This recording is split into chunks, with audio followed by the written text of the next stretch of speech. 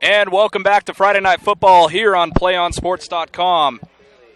I'm just so excited for this game. Absolutely. Number 1 versus number 2 in the Northern Section media polls. Once again, a little deja vu of last week. So last week the game was really exciting the first half, but Foothill couldn't really keep up with that Bobcat running game. So we'll see if Enterprise can stick around for a little bit longer this time.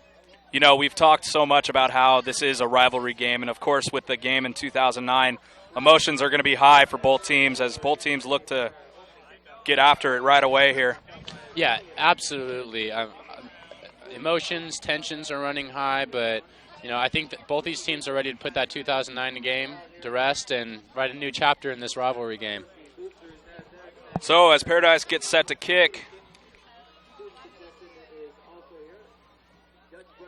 Araves, Abney, and Hall back to receive for the Hornets. Andrew Machado will be kicking off here for the Bobcats. You know, Paradise has been one of the most dominant football programs since 2000 with 6 Northern Section championships since 2003, more than any other school here up in NorCal. And they've been to the section finals 8 times in the past 9 years, missing a year in 2007. So, yeah, they're definitely cooking something special up here because that's consistency you don't see a lot of at other programs. Both of these teams are big powerhouse teams and should be a great game. It's going to be very exciting to see. So here we go, Andrew Machado ready to kick, and this game is underway. Taken there by Justin Abney.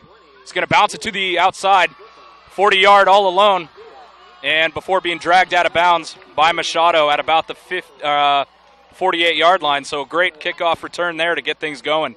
Absolutely. It looks like some of those Bobcats got out of their lanes right there, opened up the left side for him to have a nice return and get the Hornets in good field position. So great yardage now for Zach Trueblood and the Hornets to get things started here from about the 46-yard line. So they like to run a spread offense and bring guys in motion, a lot of quick bursts up the middle. And Trueblood in the shotgun. Quick handoff there to get things started. And stopped by the defensive line of the Bobcats. Yeah, Matt, this is a defense that doesn't make a lot of huge plays all the time, but they make the right plays to get their offense the ball and win the game. So they're going to have to bend and not break tonight in order to keep their offense in it. Araves getting his first carry of the night, good for about 3 yards. As they have 4 guys to the far side of the field. Trueblood in the shotgun again. Quick pass out to Jace Araves. Cuts up to about the 40-yard line. So, again, not only can they run the ball like crazy, but they also have a lot of, wide receivers and running backs who contribute to this passing game. Yeah, and that was a very nice play design for the jailbreak screen right there to get about 5 yards and make this a third and very manageable.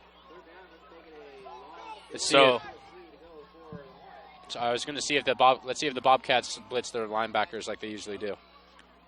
Trueblood takes it himself, and let's see where they spot it, but it should be enough for a first down. So 3 plays, and they're able to move the chains for the first down of the game.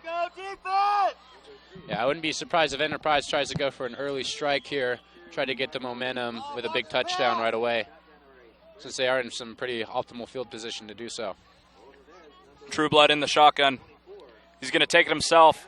Option out to Araves, but there's a fumble on the play, but he's able to recover his own fumble.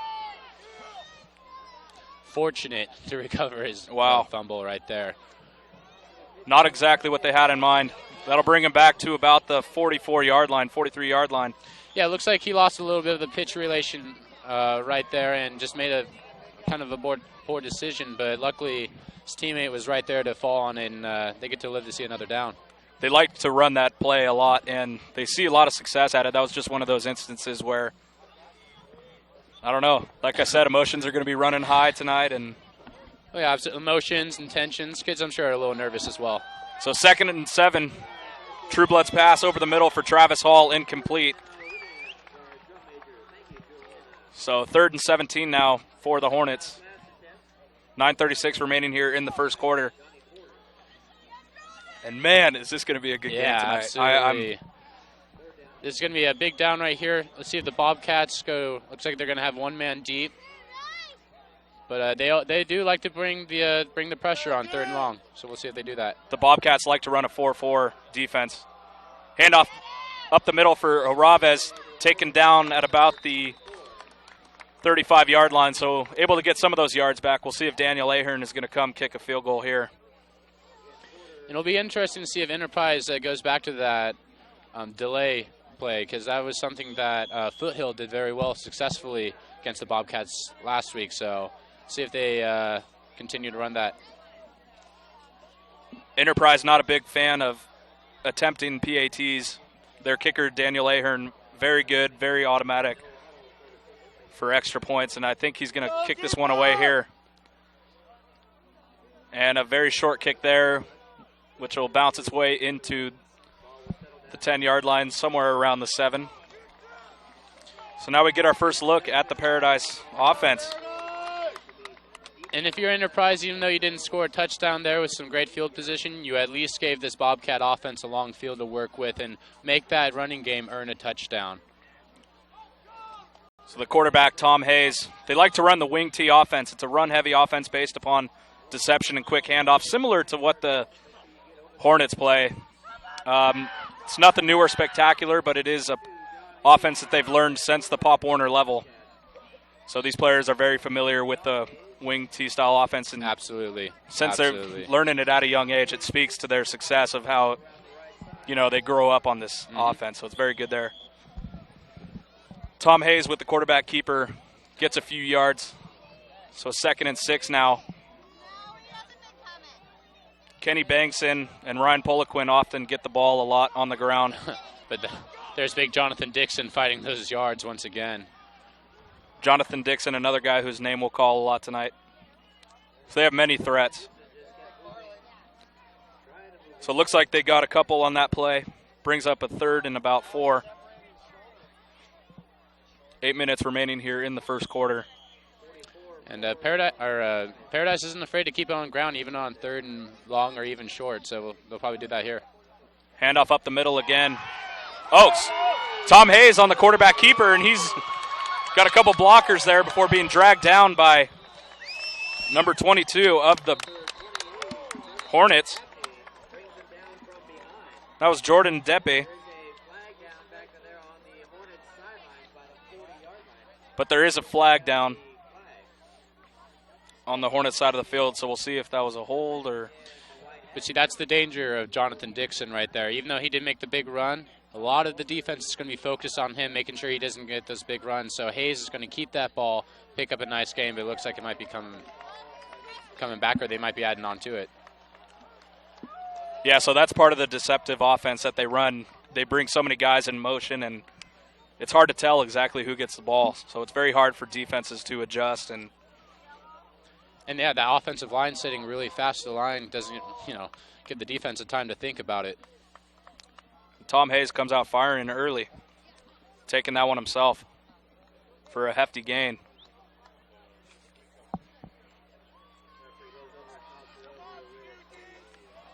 And if you're the Enterprise defense, you know what, you just gave up a big play on 3rd down, but you're going to have to buckle down and try to keep them out of the end zone.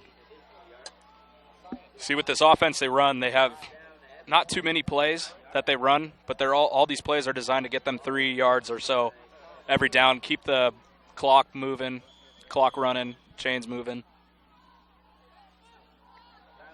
They run a lot of inside traps or bellies up the middle with an occasional sweep. And as we just saw it on that last play, a quarterback keeper.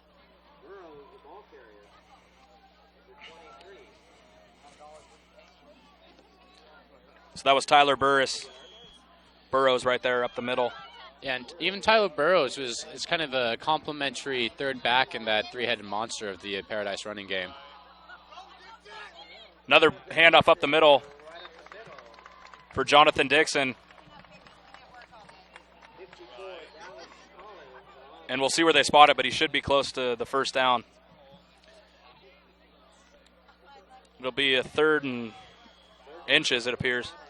And I wouldn't be surprised if they go right back to Dixon here. All 3 of Dixon's touchdowns last week's 4 yards, 5 yards, and 1 yard. So he's the big short yardage guy. There he is again. And he appears to have gotten the first down. So Paradise coming out running hard here to get the game going. And that is enough for the first down. And you know what? I wouldn't expect the beat to change too much because, like I said, they love to give it to Dixon in these short yardage situations and goal line situations. Hayes takes himself to the outside, down at about the 12-yard line or so. Justin Abney in on the tackle there. So 2nd and 11, they actually got a loss on the play.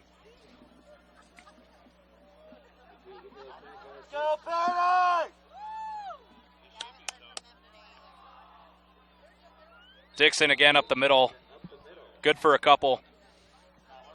Yeah, but it looks like that defensive line is actually getting a pretty decent push against that Paradise offensive line, keeping Dixon's yards limited.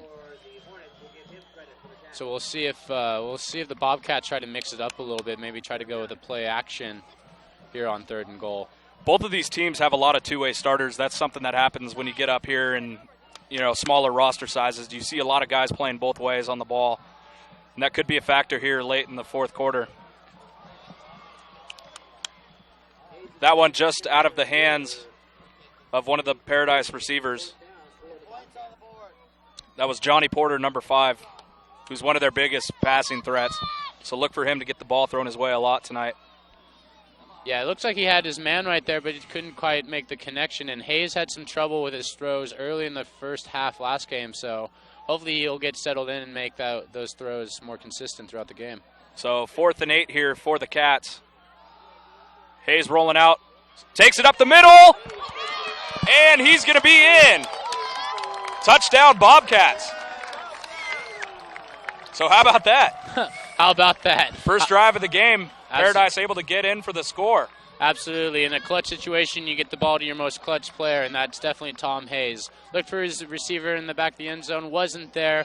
Had the great vision to know that the weak side was open and made a nice little scamper for a touchdown. So Andrew Machado will attempt the extra point here. And already this game is becoming what we thought it would be. Absolutely. Both these teams average 38 points a game, and Paradise averages 10 points in the first quarter, so the early fast start is not too shocking. Machado's kick is up, and it's good. So 7-0 here early. Paradise scoring on their first drive of the game after stopping the Hornets. Yeah, and obviously we have to go back to that 3rd down play on the other end of the field where Hayes kept in, made a nice scamper to get the ball on his right side of the 50-yard line, and definitely swung momentum early in this game. So we've seen Dixon get the majority of the carries so far on that first drive, but also look for Ryan Poliquin and Kenny Bankson, who are also some threats in the backfield in this wing T offense. Yeah, it's good to see Ryan Poliquin back. He was coming back off injury a couple weeks ago, so it's good to see him suited up again. And, of course, Tom Hayes, his older brother, John Hayes, plays for Utah and saw action last night against USC, going 19 for 32 with 165 yards and 2 TDs. So quarterbacks running the family. Absolutely. Machado's going to kick this one away. And Oraves is going to take it at about the 12-yard line. Takes it through the middle, finds a big hole again before being tripped up at about the 42-yard line. That was just a bad case of poor tackling on that one. Bobcat special teams are going to need to wrap up to keep the Hornets' field position at bay.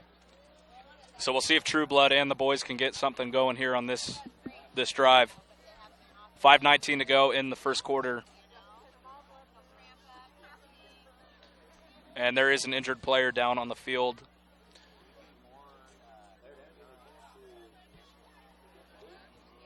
Yeah, I was a little surprised that the Hornets weren't a little more aggressive on their last drive, getting the ball on the right side of the 50. A good shot at the end zone. Let's see if they try to open up the playbook a little bit and try to even the score quickly. We're trying to see the number of the injured player down right now in front of the Paradise sideline. Not sure if it's a Hornet or a Bobcat.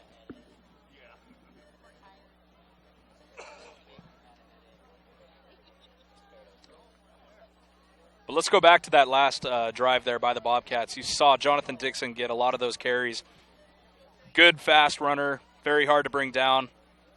And, of course, Tom Hayes with that big, 30, 40-yard run set his team up there for putting the points on the board first. Absolutely, and I mentioned this last week, too. Tom Hayes is the quarterback who I think best understands this offense better than most other quarterbacks who run this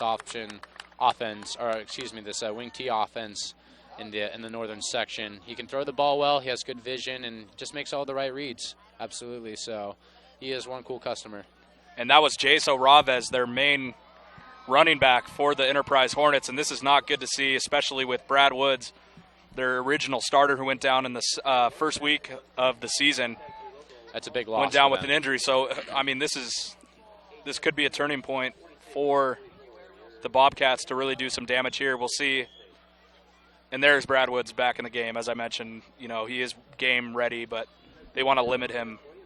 Well, it looks like he's going to get a lot more touches after that injury. And that's a devastating loss for the Hornets. Brad Woods taking it for a nice gain.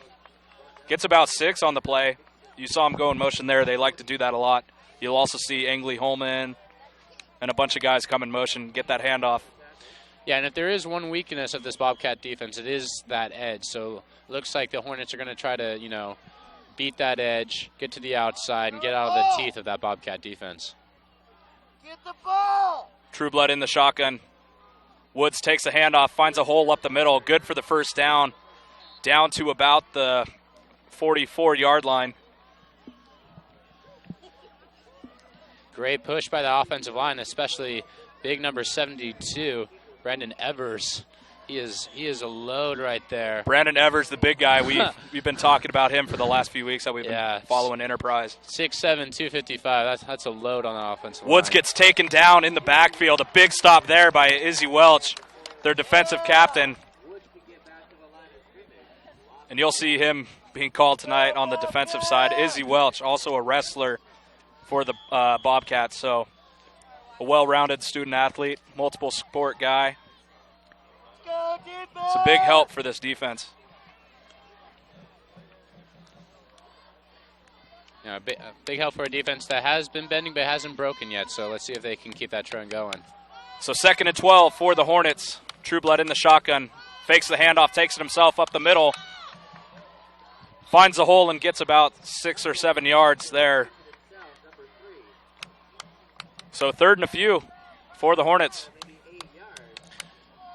Yeah, and they've been pretty successful running the ball here. I wouldn't be surprised if they kept it on the ground. Maybe another one of those sweep plays to the wide side of the field to get his runners some room. And that's unfortunate for the Hornets, for Jaso Raves. He took a nice return out to the 50-yard line. Woods up the middle for maybe a couple. So it'll be 4th and short again, and this Paradise defense is just coming up big here. Their D-line stepping up and not allowing much. No, and it'll be interesting to see if the Hornets try to go for a punt here again. I wouldn't be too eager to give the Bobcats that ball again as efficiently as they just drove down the field. I'm wondering if they're going to just do a quick run up the middle or if Trueblood's going to take it himself. And again, stuffed.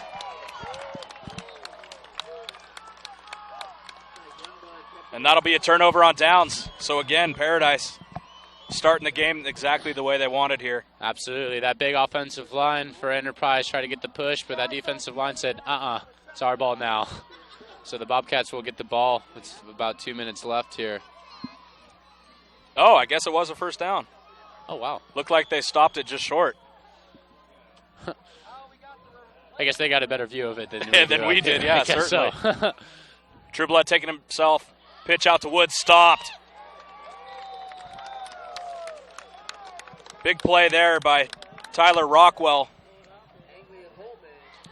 The senior reads that play well and is able to stop them in the backfield for a big loss. Yeah, made a nice play from his cornerback position to set that edge, didn't let the runner cut back up. Great open field tackle as well. So 2:12 remaining here in the first quarter. Engley-Holman in motion. Trueblood's pass over to Taylor Engley-Holman. Gets some of those yards back, about 5 yards. So a third and about 8 or 9 for the Hornets. The Hornets were given a big test last week against Chico in a game that came down to literally the last couple minutes of the game. Chico went for 2 and they were unable to convert. Trueblood's pass appeared to be picked off, but the ref is saying the ball had touched the ground. So that was Johnny Porter who almost comes up with the interception there. Yeah, made a nice read, made a nice jump on the ball. Just couldn't hang on to it. Excuse me, I can't get my words right now. Couldn't hang on to it. Unfortunately, landed on the ground, but does bring up another 4th down for Enterprise. So another 4th down situation now for the Hornets. We'll see what they do here. I'm assuming they're going to go to the air. Trueblood back to pass, gets it off just in time. Johnny Porter picks it off. This time he does have an interception. And he's going to be taken down. And there was definitely a hit in the back there. But Johnny Porter comes up with the interception there. Returning the ball to about the 39, 40-yard line. 35-yard line. And that was a great call by Rick Prince. Blitzing Justin Gist to get in Trueblood's face, and Johnny Porter was the man on the spot with the interception. I guess we'll have to see what the penalty is, but more than likely it was after the play. Trueblood tried to get that pass off, and he was able to just in time, but unfortunately the wrong player caught it. So, yeah, we saw that right away. It was a hit from behind, one of the Bobcats making a block. And that's unfortunate. You make a big play like that. You want to make that extra play to spring the block to get the touchdown, but you can't hit him in his back's turned like that. And unfortunately, it moves him back a little bit, but we'll see if this offense keeps being as efficient as it has been. And Porter had room to the outside. I'm surprised he tried to cut it back inside. He had a whole sideline. Hayes, quick pass to number 34. Good for 8 or 9 yards. And that's a rare pass on the first down there for the Bobcats, trying to mix it up against the rivalries, or against the rivals right there. And Tyler Burris got his number called there, able to get 9 yards. So, wow, unbelievable job by the defense so far for the Paradise Bobcats. Absolutely. As I mentioned earlier, don't make the big plays all the time, but they make the plays when they need them. Absolutely. Definitely needed it right there. 39 seconds to go in the first. There's a fumble on the play. We'll see who recovered it, but that was number 6. Michael Williams with the handoff. And he lost the ball. Enterprise recovers a crucial fumble there. So this might just be what the Hornets need to get their confidence back. Yeah, especially as a defense. The last drive, you let them drive all the way down the field. Now you get the big turnover. You keep your offense on a very awesome field position here. And as I said, Coach Trueblood, you got to take the opportunity here and maybe go for the end zone and really shake the Bobcats up. They're not having much success running the ball here down in the red zone. So, yeah, like you said, look for them to go to the air. Handoff to Brad Woods. Good for a couple. You saw Nick Thomason in there as the fullback, number 44, also one of their key linebackers. You'll see him a lot on short yardage plays, too.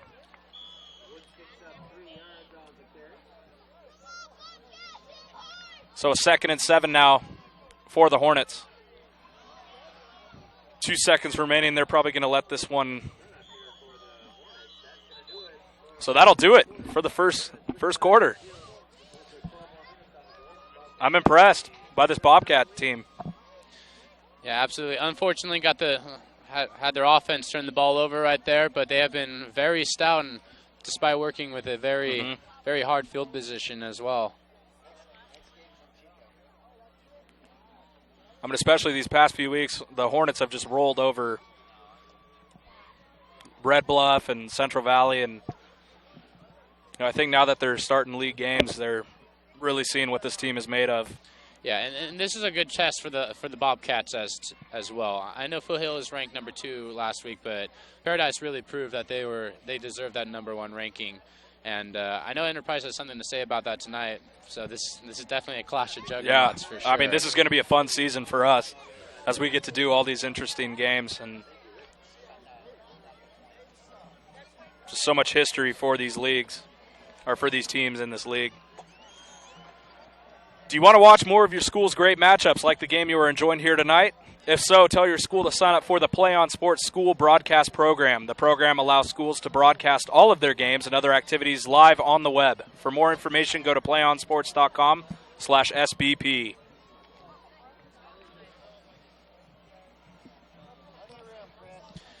So we'll see if Enterprise was able to get things going here. Handoff again to Brad Woods, finds a hole, takes it to the outside, and he's going to get out of bounds somewhere near the 10-yard line or so. That was an incredible block there by Casey Gunter, number 73, to set the edge. Really gave his running back some room to spring the run on the outside and pick up the first down. Casey Gunter had an incredible game last week. He was able to get 2 interceptions, one late in the fourth quarter. Brad Woods again gets his number called. Good for a few there. So good to see him back in action. He's looking healthy. Doesn't seem to be having any problems running the ball. Absolutely. That's always an encouraging sight for everyone to see. It'll be interesting to see here what the Hornets do with a very tight window here down by the goal line. An offense that likes to spread it out. There you see Nick Thomason again. And a fullback gets the ball up the middle for a couple. That play kind of confused me there. Well, it definitely didn't confuse Zane Kiefer Fulton on that play. Read it nicely, made the nice tackle from his linebacker position to keep him out of the end zone. So 3rd and 5 now for the Hornets. Trueblood under center, drops back, looks to the end zone. Just out of the reach of Travis Hall. Travis Hall, a couple weeks ago, had a great game. We've been following the Hornets now for the past few weeks, and he had 4 touchdowns in that game, 2 of them coming off of the kick return. So, I mean, it was just amazing to see him play in that game. Well, it looks like Trueblood didn't really find his connection right there, but as you said, this is a very potent connection that the Hornets have, so we'll definitely keep an eye on that. They have a lot of threats at receiver. So here you say Daniel Ahern attempting his first 3 points of the night here. And that one's good. So the Hornets get 3 points. And a great job by the Bobcats defense to, again, hold them to minimal points. Yeah, and I think that just needs to be, kind of the word for the Bobcats defense as well. You have an offense that can score points. Turnovers are, we didn't see a lot of turnovers by this Bobcat defense last week when I was up here in Paradise, so I don't expect that to happen again. So as a defense, you just have to keep having confidence in your offense, keep making that play, keep them out of the end zone, and you have a heck of a chance to win this ball game. I mean, the Bobcats defense right now is doing a fantastic job.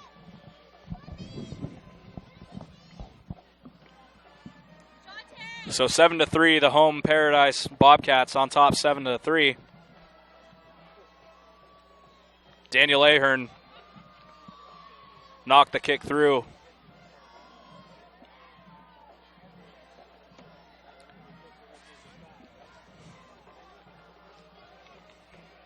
Let's see if the Bobcats can get some good field position themselves here. So Michael Williams and number 82. Back to return the kick. That'd be Elijah Guerrera at 82.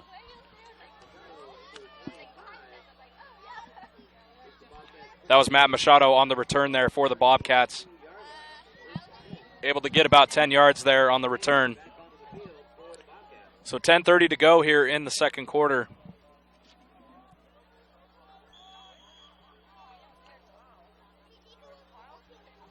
We've seen a lot of interesting stuff so far. Handoff there to Dixon. Able to fight his way for 4 yards.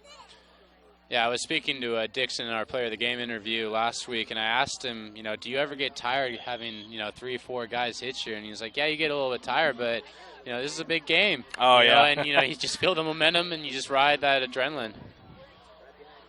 So that was number 23, Tyler Burrows again, getting his number called. Good for a couple. Yeah. A very nice misdirection and good pull by that left guard there to open that up for him. Get some solid yards here to make this a third and very short. And these guys are good at blocking, too. They're not only good at defensive line, but their offensive line just plays such a pivotal role I think, in this offense. Absolutely. Like I said, I think both these teams have, arguably 2 of the finest offensive lines we've seen, especially in the Division I. So Hayes is rolling out. He's going to take it himself. We'll see if he gets the first down or not, but it looks like he's going to be just short. He might be a little bit short, but I really like the play call there. Get the ball in the hands of the quarterback, roll out, see if he can make a play with either his arm or his feet. We'll see what the official will spot this here. And they're going to bring the chain gang out to measure this one here. It's definitely going to be close. Should be within inches. We'll see here.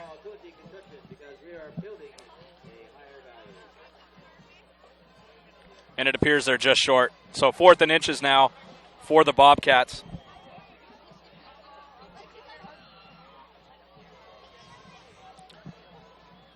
Be interesting to see if Coach Prince sends out the punt team here or tries to give the ball to Dixon, his big horse in the backfield, just to pick up the first down.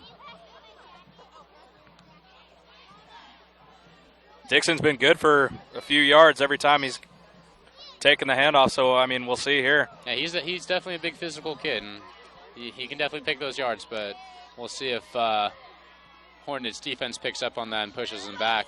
Also, too, look for Hayes to take the quarterback keeper right up the middle. Dixon has enough for the first down. So there we go. The big guy coming up big time. Yeah, he definitely had to earn that 1 yard, but he got it for his team. That's going to move the change nicely for them. First down for the Bobcats.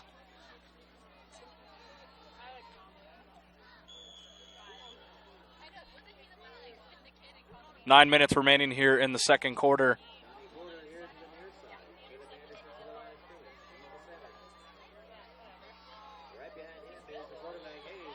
Hayes takes it up the middle, unable to be brought down.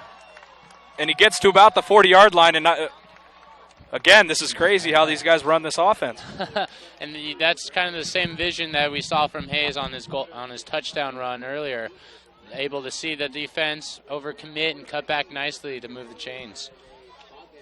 Not sure who had the ball there, but it definitely confused us quite a bit in the broadcast booth last week who had the ball.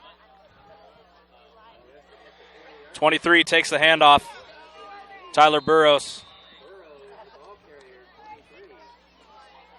gets forward for about 3.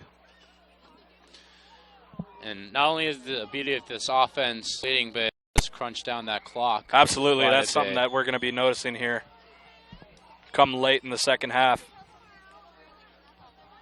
So far, this game's been all about possession. That Hamilton D-line is going to have to stay low, make this read so the linebackers can make that read. Dixon, the ball carrier, gets a few on the play there. So it'll be a 3rd and about 3 for the Bobcats. And once again, I wouldn't be surprised to see the ball in the hands of Hayes, either with his feet and his arm, making that first down again. He has been making some excellent decisions early in this ball game. 3rd and a few, Hayes back to pass. That one gets swatted down by Travis Hall. Big defensive end there, making the play, cutting off the slant route right there. Going to bring up another 4th down. I wouldn't be surprised if, you know what, you went for it once, why not go for it again? Absolutely. I mean, that's sort of the theme here. Both strong defenses on both sides of the ball. The Hornets and Bobcats defenses are both. It looks like both good at stopping the ball. Yeah, and it looks like Nathan McFarland just checked in the game as well. Hayes back to pass. Looks to the end zone for Johnny Porter. And just out of the hands. Porter unable to come up with that one. Terrific throw. Would have been a heck of a catch, but that's just a tough catch for a young guy to make. But, oh, yeah. You know, that's a great play call. Unfortunately, it ends in a turnover right there. So that'll bring the Hornets offense back out on the field.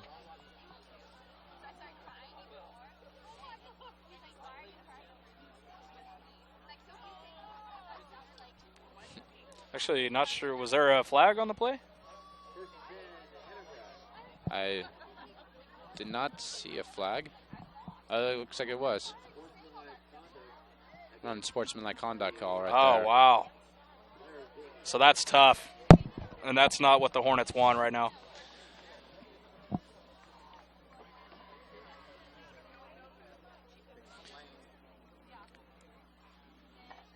So that would have been a touchdown on that last play, but just out of the hands of Johnny Porter.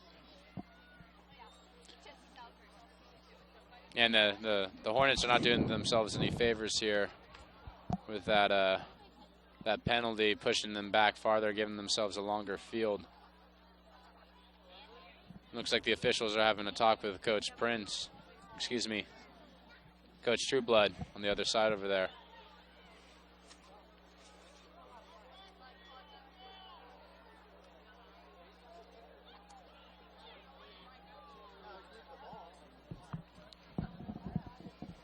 And by the looks of it, it does not look like he agrees with that call. So talking about Paradise alumni like John Hayes, who's now playing for Utah, Paradise returns the 2 past Northern Section MVPs in 2010, Jordan Dobrich, who's a linebacker at Nevada, and the 2011 Northern Section MVP, Albert Stevens, who's a redshirt at Shasta College. And, of course, John Boyette. John Boyette, who's the 4-year starter in safety for the Oregon Ducks.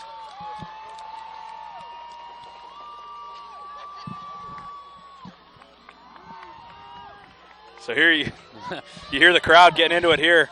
Yeah, these fans have been looking forward to this game all week. It's been blowing up on the social media. You can guarantee that they've been amped about it here at the high school, and especially after how this game ended last year, and in 2009 on this very field. They are excited for this game. So you just saw the Paradise players getting the crowds pumped up. And we're still not sure what the penalty was on the Hornets, but it's going to be a first down for the Bobcats within the 20-yard line. Yeah, they made a unsportsmanlike conduct. I don't know if that was something on the sideline or something that happened on the field. The officials did talk to Coach Trueblood for a few minutes there. So either way, it backs them up into a position that they are not willing to be in. So it was a turnover on downs. However, there was a penalty that is going to push the Hornets offense back. Trueblood back to pass, dumps it out to Brad Woods, who's able to fight forward for about a gain of 5, and a flag comes in late here again. So very interesting to see what this call is. Yeah, looking at the Bobcat defense, they have been covering everything deep. They have not allowed anything deep, but they're willing, to give up the deep for the tackle to short.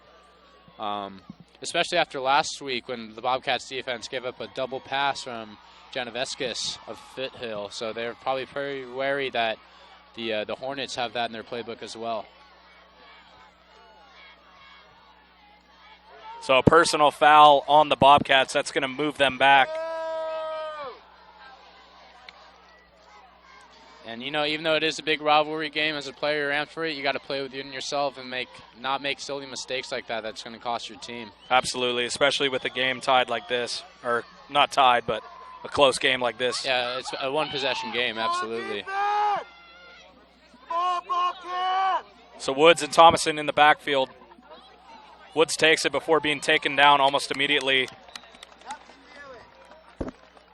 by Eric Jensen of the Bobcats.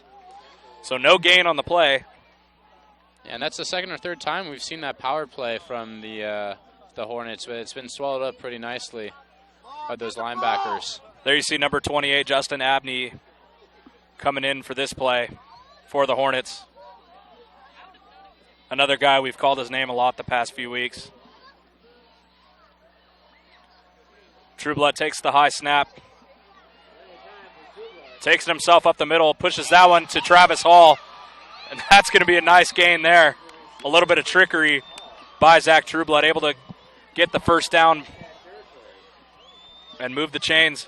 Yeah, and Travis Hall did a nice job of just sitting in that zone, being a big open target for his quarterback who was scrambling, and made a nice pickup there for the first down. So 1st and 10 for the Hornets. There you see the Hornets don't like to do a huddle. They call it in. They call the play in from the sideline every time. And that can be kind of frustrating as a defense, you know. Trueblood, pass over the middle, swatted away there by number 40 of the Paradise defense. Zeph King.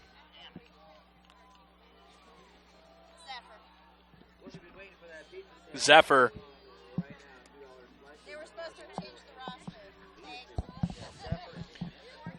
Getting some help from We're getting some help here. Paradise Friendly. Here. Absolutely. That was his mom who corrected us on the name. So a great turnout by both fans and just a great atmosphere for football here on what feels like the first official night of fall. Absolutely. Especially to me. You can definitely feel fall's chill tonight. Woods takes that one directly into the defensive line of the Bobcats, so stopped for a loss or no gain.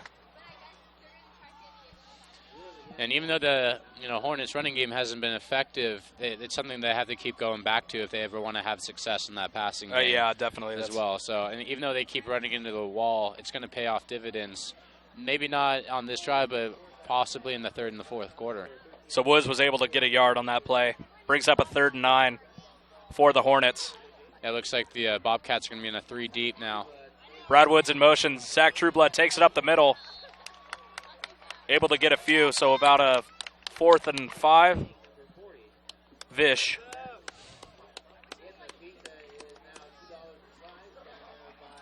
And so Trueblood is most likely going to kick this one away. Yeah, and that is the smart move there. Even though the Bobcats offense has been running pretty well, your defense has gotten a turnover. Just give them a long field and see if they can make another mistake. There you see Abney, Barr, and Angley Holman lined up to our side. Trueblood's going to kick this one away. And a great bounce for the Hornets. Able to get that one back to about the 5-yard line.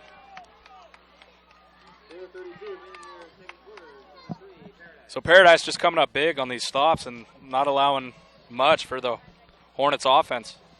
Absolutely. Keeping their offense, with that nice 4-point cushion lead. Let's see if they can grind down that clock and get a touchdown right before the half. 4:32 remaining here in the second quarter.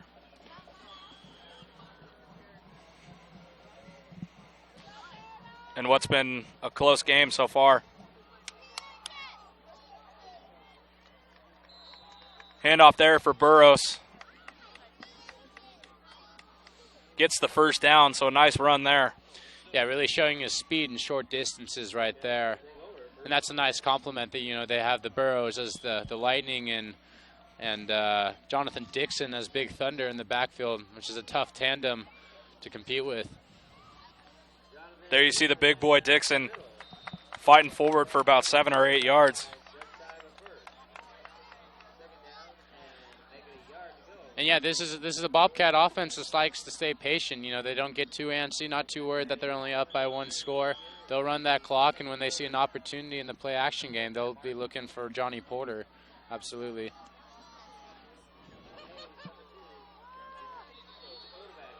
And there's a flag on the play. Yeah, false start by one of the Bobcats. Yeah, and that is something we did see last week that the Bobcats do need to clean up. They did have a number of false starts. Even though they did win the game very handily, they did have about 4 or 5 false starts. And that's, I think, what happens when you have an offensive line that sets really fast and is, you know, tries to make a play a little bit early but kind of gets caught with their hands in the cookie jar. And, I mean, emotions are running high for this kind of game. A rivalry game, you want to beat your man off the ball, you know. That's right. That's right. So 2nd and 6. Hayes rolls out. Pass intended for number 34, Robert Smoots. Just out of his reach. It's kind of dangerous territory here for the Bobcats offense. You know, 3rd down, you stop the clock, and the Hornets still have 2 timeouts left here, so unless you pick up the chains, you're going to have to look at punting that ball back. But their defense has been holding very strong, so they have a lot of confidence in them.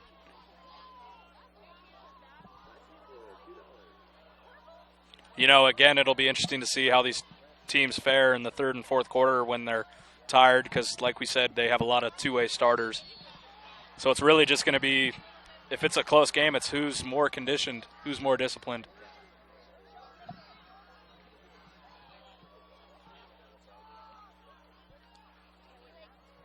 So, again, another penalty on the Cats.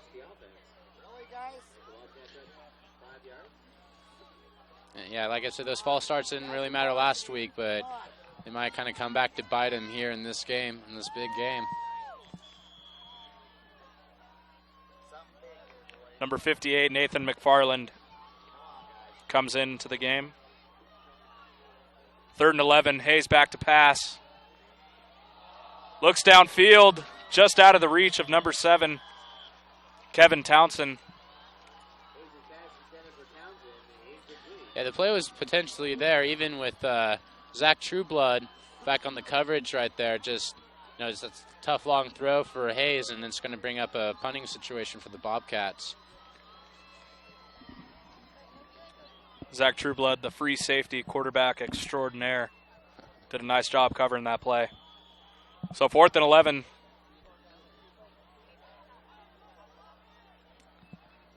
Machado's going to punt this one away. Nice kick there. Taken by Travis Hall. Takes it to the outside and brought out of bounds at about the 42-yard line. He seems to think he wasn't out of bounds, but he was certainly out of bounds at about the 40-yard line, so we'll see where they put it here. Yeah, well, the Hornets were lucky they didn't see the clip that got laid on Gavin Murray. Yeah, that was in the play. I was a little surprised the official didn't see that. I was expecting a flag, but fortunately the official kept that in his pocket and didn't push the Hornets offense back. That was a huge hit right there, almost in front of the official. So 3 minutes to go here in the 2nd quarter. The Hornets with some good field position to start this drive. And it was about this time last week against Foothill that the Bobcats got nipped for a double pass. Let's see if the Hornets try to do something like that as well. Trueblood hands off to Brad Woods. Woods finds a nice hole, taking it down to about the 34-yard line, so a pickup of about 6. And still no sign of Jaso Raves. Now, hopefully they can get him bandaged up and back in this game in the second half. We'll see at halftime, yeah.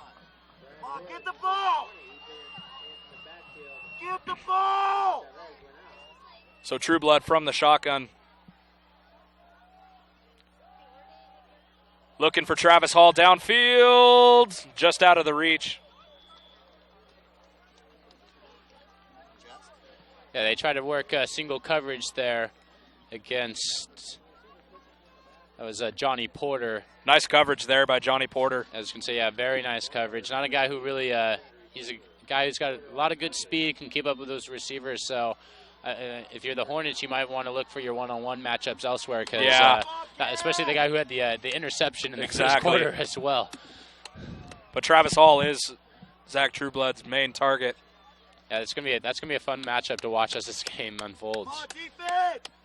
Trueblood back to pass again, over the middle this time, intended for Angley Holman. Again, just out of his reach. And he just needs to settle down a bit.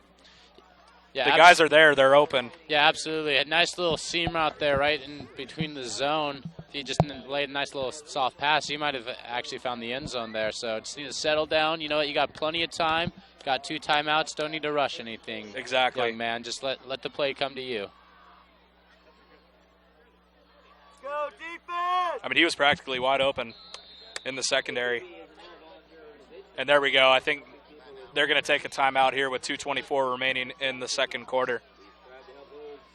Folks, be sure to stay tuned for our halftime show here in just a few minutes. We're going to take a quick break at halftime, then join you guys again after a few minutes go by. We need a break too, don't we? It's hard. It's a hard job. It's not only halftime for the players, it's halftime for us too. Get a chance to visit that snack stand. Oh yeah. Those hot dogs, been wafting them most of the game. It smelled pretty dangerous down there, I'll tell you what. I got a coffee before the game. Gave me all the energy and alertness I need right now. Luckily, I didn't have that coffee. It would probably give me too much energy. Well, that's what we need. That's what we like to have. We like to have energy up here. Not. You don't want to see me after 2 or 3 cups of coffee. That's too much energy. Oh.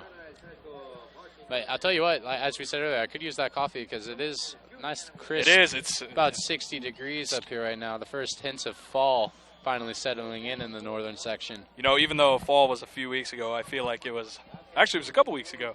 Yeah, that's right, a couple weeks ago. But to me, it feels like the first real night of fall. Well, when you got that first football game with that nice, fall chill, that's when football season really starts, I feel.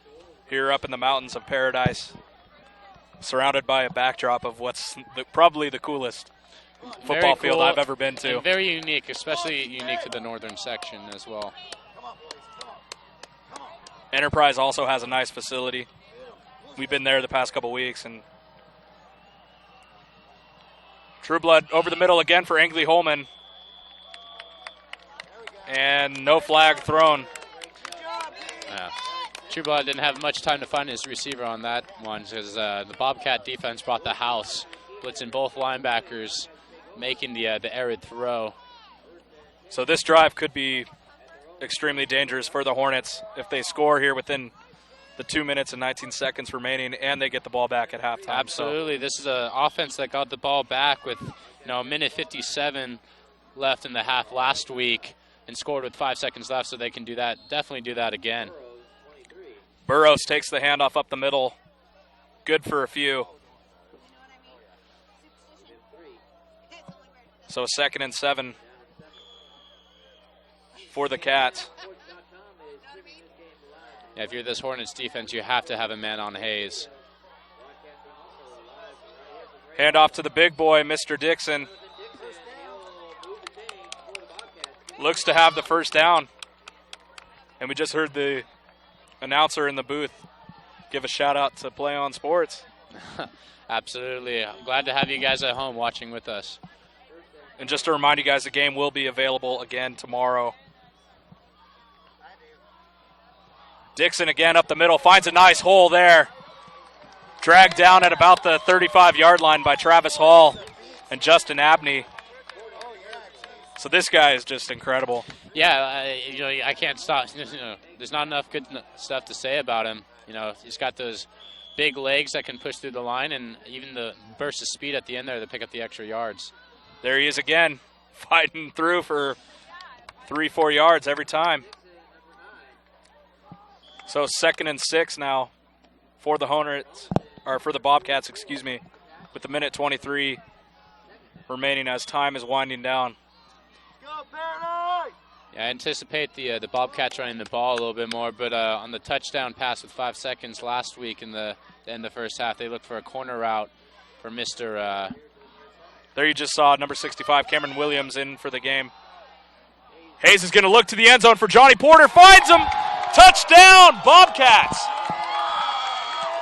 And it looks like lightning has indeed struck twice here. Wow! Another Johnny Porter touchdown at the end of the first half. Johnny Porter with an interception and a touchdown so far in this first half.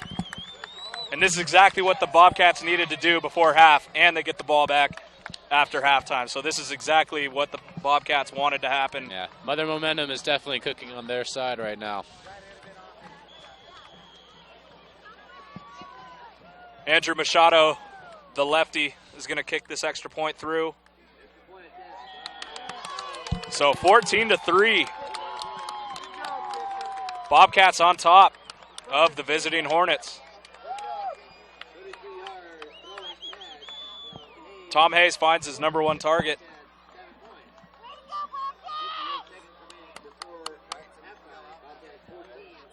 And it looks so far like Porter might be our candidate for player of the game. Yeah, absolutely. They've either Porter or Hayes. They have definitely, found their connection early.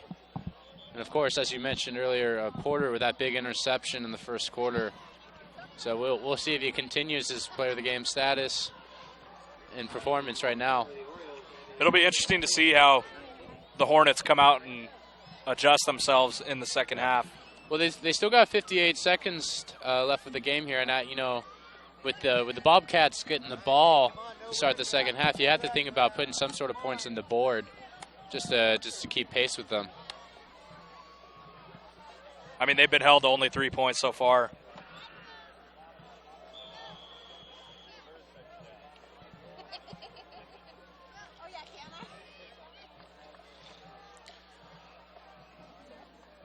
Now we have seen Machado do some squib kicks or some onside kicks early in the first half, especially last week against Foothill. So let's see if he tries to do a bottle top here. And an onside kick. They fumble the ball. And luckily a Hornet was able to get on top of that, but I didn't expect that at all, did you? No, I wasn't expecting it, especially I was expecting Machado with the kick there, but it looks like his counterpart on the other side pulled a little rabbit out of his sleeve with the kick there, and certainly caught the Hornets off guard. So that was a lucky play there for the Hornets, who were able to fall on top of that one.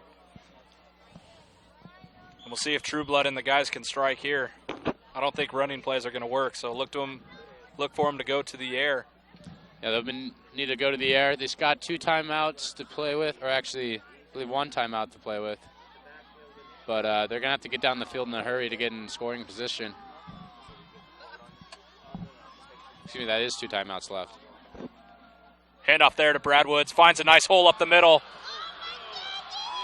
Let's see where he's... Okay, he gets taken down at about the 38-yard line. So big hole there for Brad Woods up the middle. Yeah, nice little double team there by the center and the guard to spring him open. Get some big plays. Get a big gain right there. Go defense! Nice job of getting into that secondary and making every yard count. Able to shake a couple of the linebackers.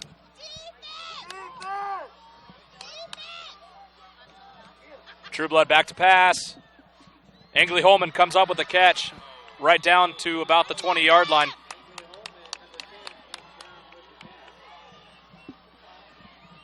So here we go. Yeah.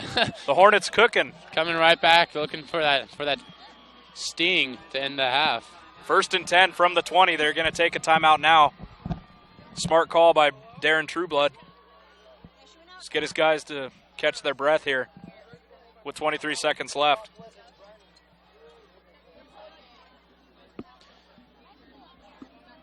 Yeah, it looks like the Bobcats were caught a little off guard with that little change in tempo right there. But as we've seen so far in this first half, they have proven to be kind of a wall for that Hornets offense when they get down to the red zone. So, but it'll be a huge confidence lift here for the Hornets if they can, even if not find a touchdown, at least get 3 on the board and keep this a one-score game.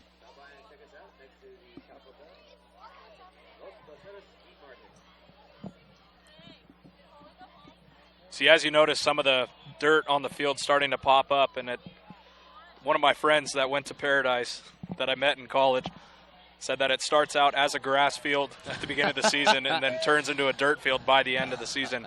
And so that really plays to the advantage of the Bobcats. And I'm sure when it rains, it turns into a mud field. That. Once it starts raining. So teams like Enterprise who like to run a spread offense with guys coming in motion might find it difficult to make those cuts up the middle or, slant routes, things like that. True Blood back to pass. Looks for the corner of the end zone. That one going to be swatted away there by a Paradise defender. Yeah, very dangerous throw there. He had a very small window, but didn't see. And there's 2 defenders there, but another defender that came up from this flat position. Yeah, they really laid the hit. So very dangerous throw. But with about 16 seconds left, you got to make those throws. That pass almost picked off again.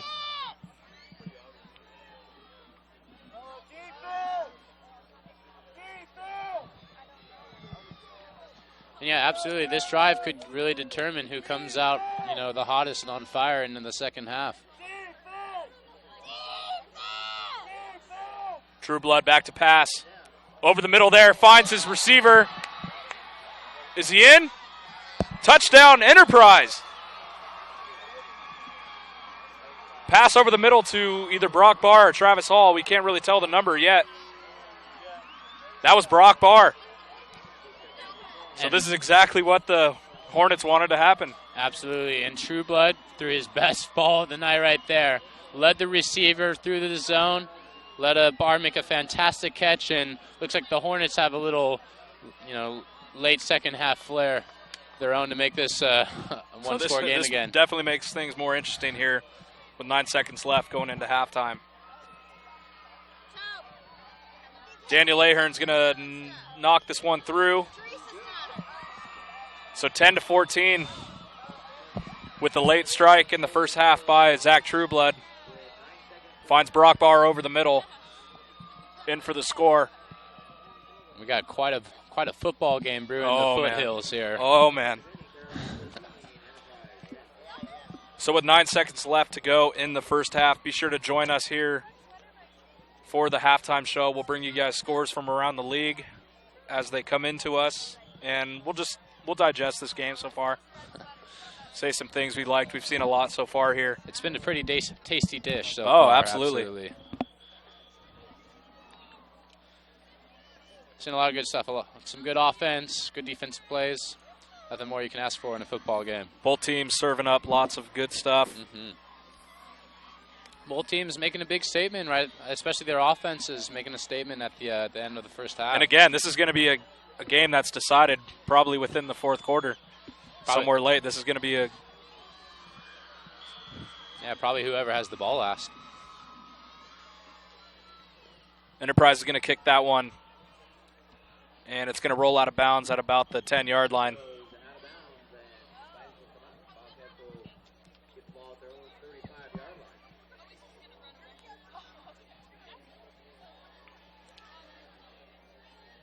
And with about 9 seconds left here, I imagine Coach Prince will probably just take his team into halftime. Still probably pretty happy he has the lead, but, with obviously some adjustments to make.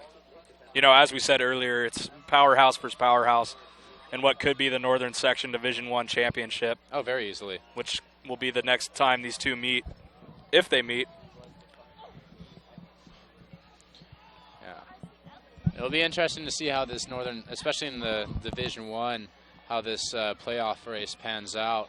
Both these teams are currently have undefeated EAL records, so this will really put one of the winner in the driving seat for that first round seed. So they're going to redo this kick here. Again, kicked out. Oh, no, stays in play at about the 30-yard line. So 7 seconds remaining. 1st and 10 for the Bobcats. Let's see if Hayes is going to throw one deep. It'd be a pretty bold move, but like I said, I think the safe bet here would be, take your team into halftime with the lead. Don't want to make some sort of silly turnover to give Hamilton the lead. It would be quite disastrous. Look for Johnny Porter to get his number called on this one. And they're going to just go to the ground, let time wind down. So that'll do it for the first half. The home team, Paradise Bobcats, on top 14-0 over to the visiting Enterprise Hornets. We are PlayOnSports.com. Be sure to stay tuned. We will be back in a few minutes for our halftime show. Matt Mellinger and Nick Dobus. One match away from immortality. This is a total team effort.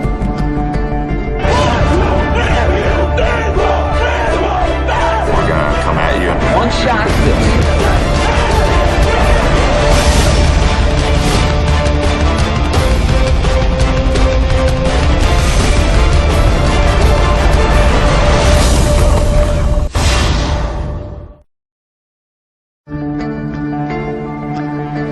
One match away from immortality. This is a total team effort.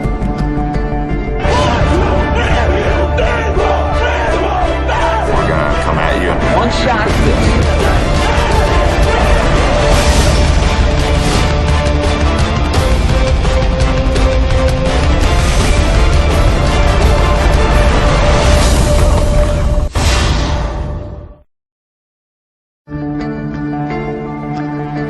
One match away from immortality. This is a total team effort.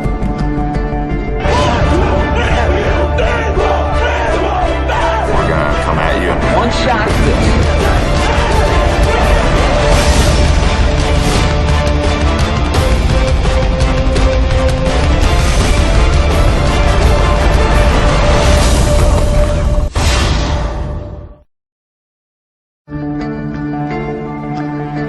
One match away from immortality.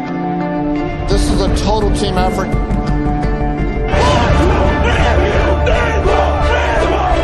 We're gonna come at you in one shot.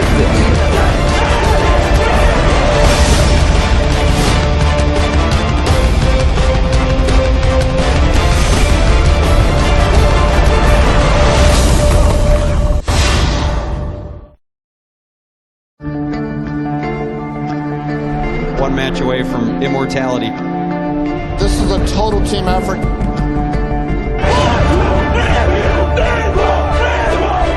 We're gonna come at you in one shot.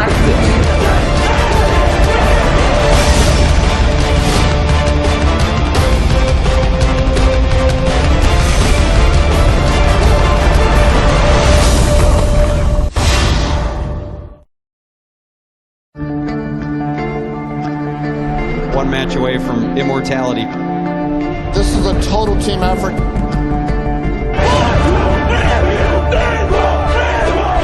We're gonna come at you in one shot.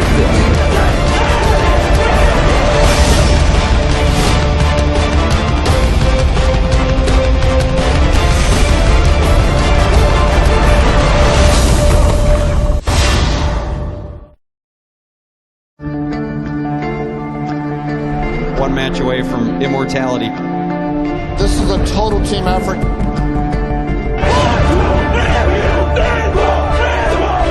We're gonna come at you in one shot.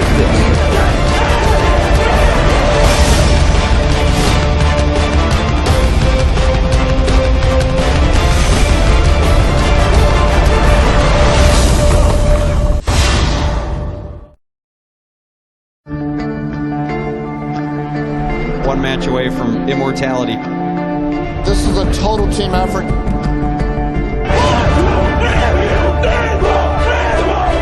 We're gonna come at you in one shot.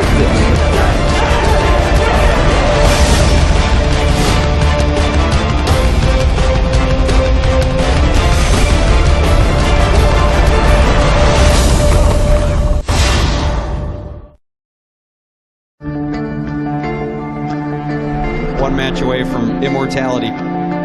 This is a total team effort.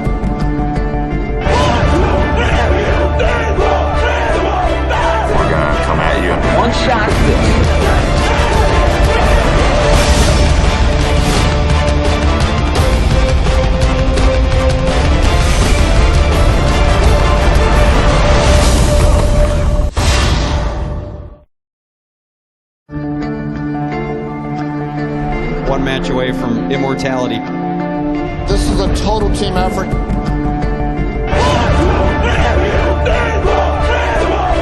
We're gonna come at you in one shot.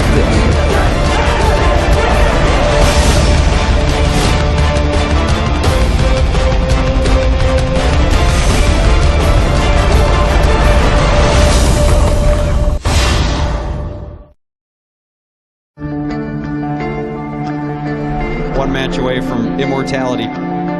This is a total team effort.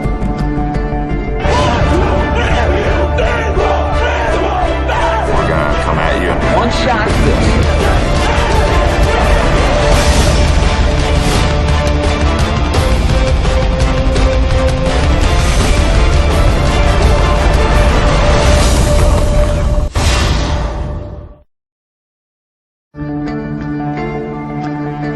One match away from immortality. This is a total team effort.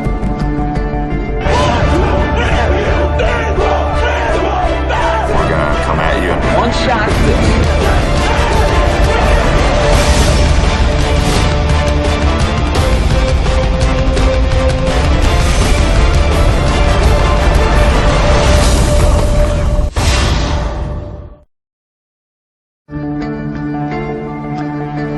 One match away from immortality. This is a total team effort.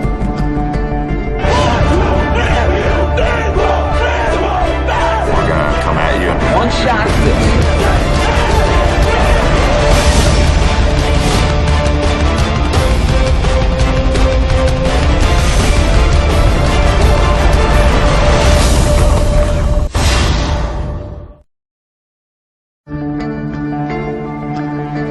One match away from immortality. This is a total team effort.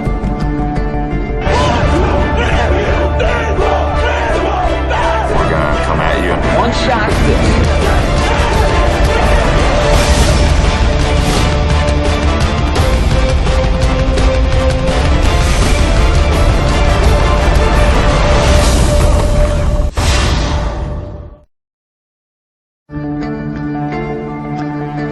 One match away from immortality.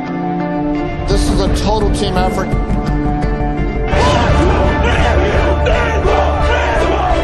We're gonna come at you in one shot.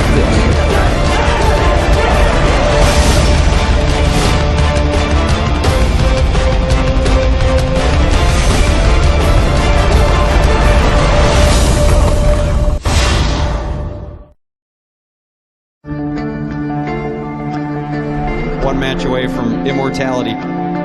This is a total team effort.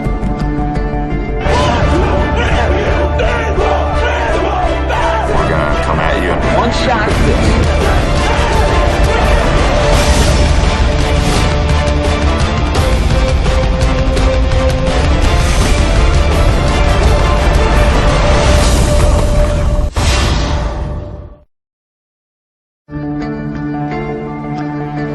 One match away from immortality. This is a total team effort.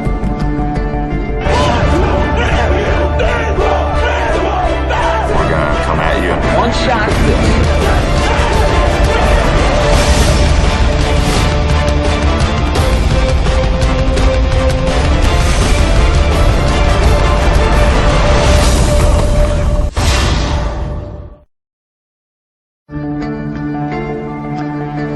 One match away from immortality.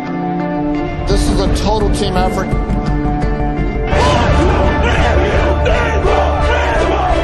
We're gonna come at you in one shot.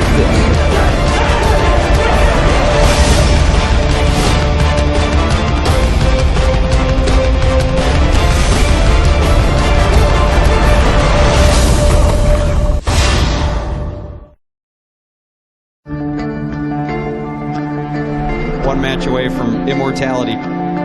This is a total team effort.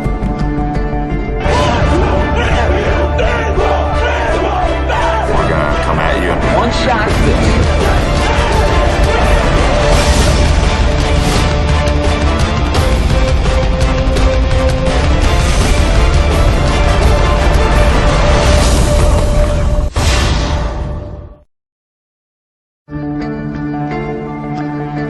One match match away from immortality. This is a total team effort.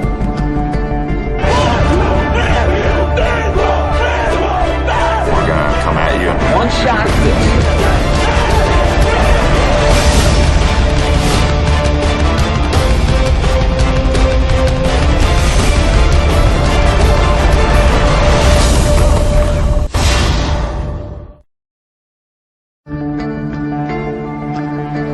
One match away from immortality. This is a total team effort. We're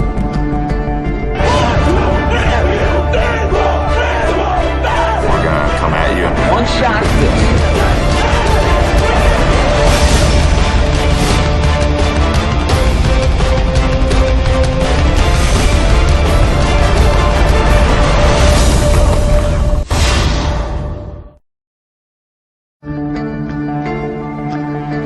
One match away from immortality. This is a total team effort. We're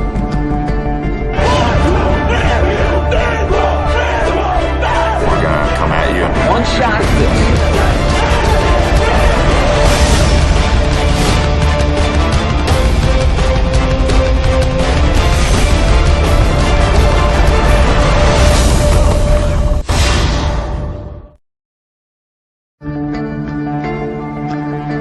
One match away from immortality. This is a total team effort.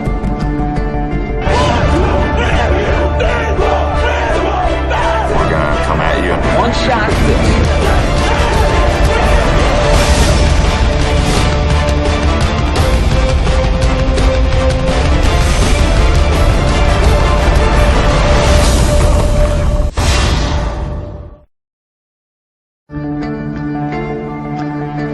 One match away from immortality. This is a total team effort.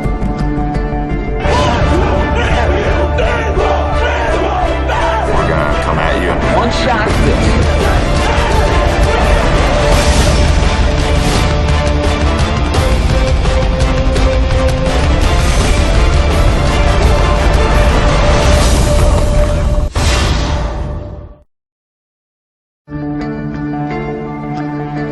One match away from immortality. This is a total team effort. We're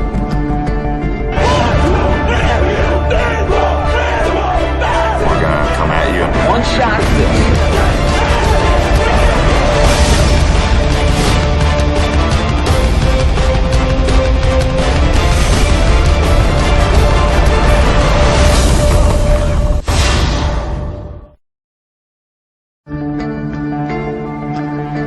One match away from immortality.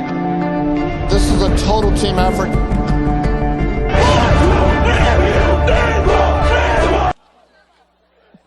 Hello and welcome to the halftime show here on PlayOnSports.com, coming to you live from Paradise High School in Paradise, High School in Paradise, California.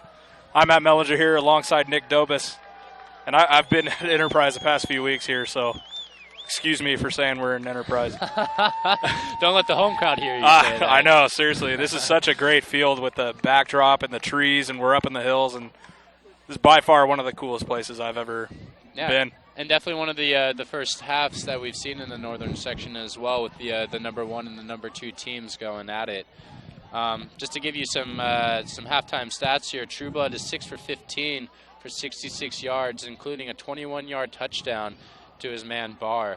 And for the running game, Woods has had 11 carries for 65 yards. So both offensives have kind of been held mostly at bay by some pretty good defenses as well.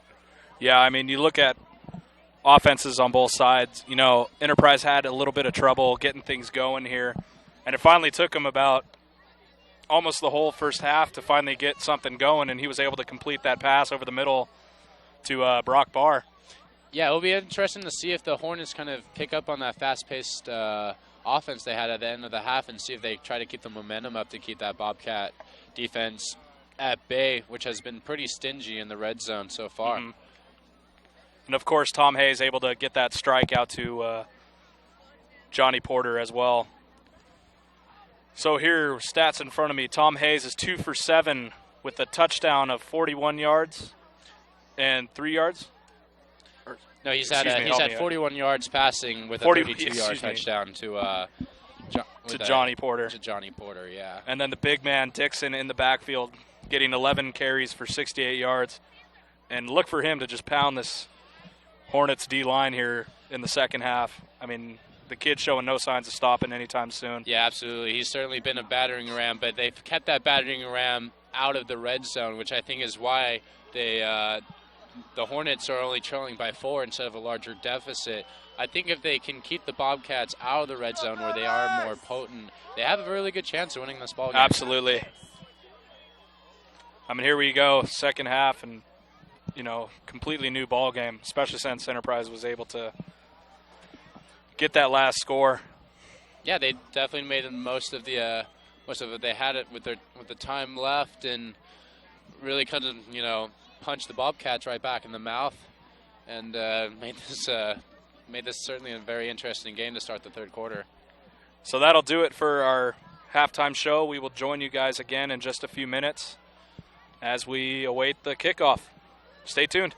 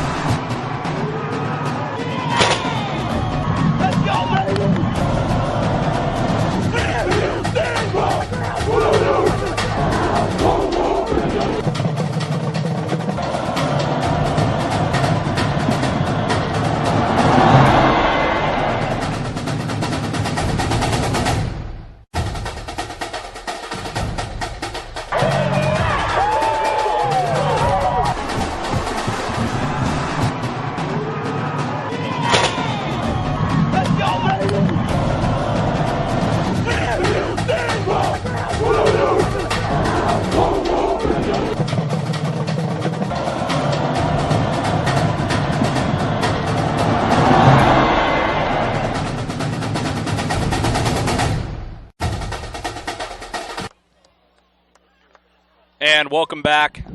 We are just about to start the second half here at Paradise High School. And apparently, tell them what happened.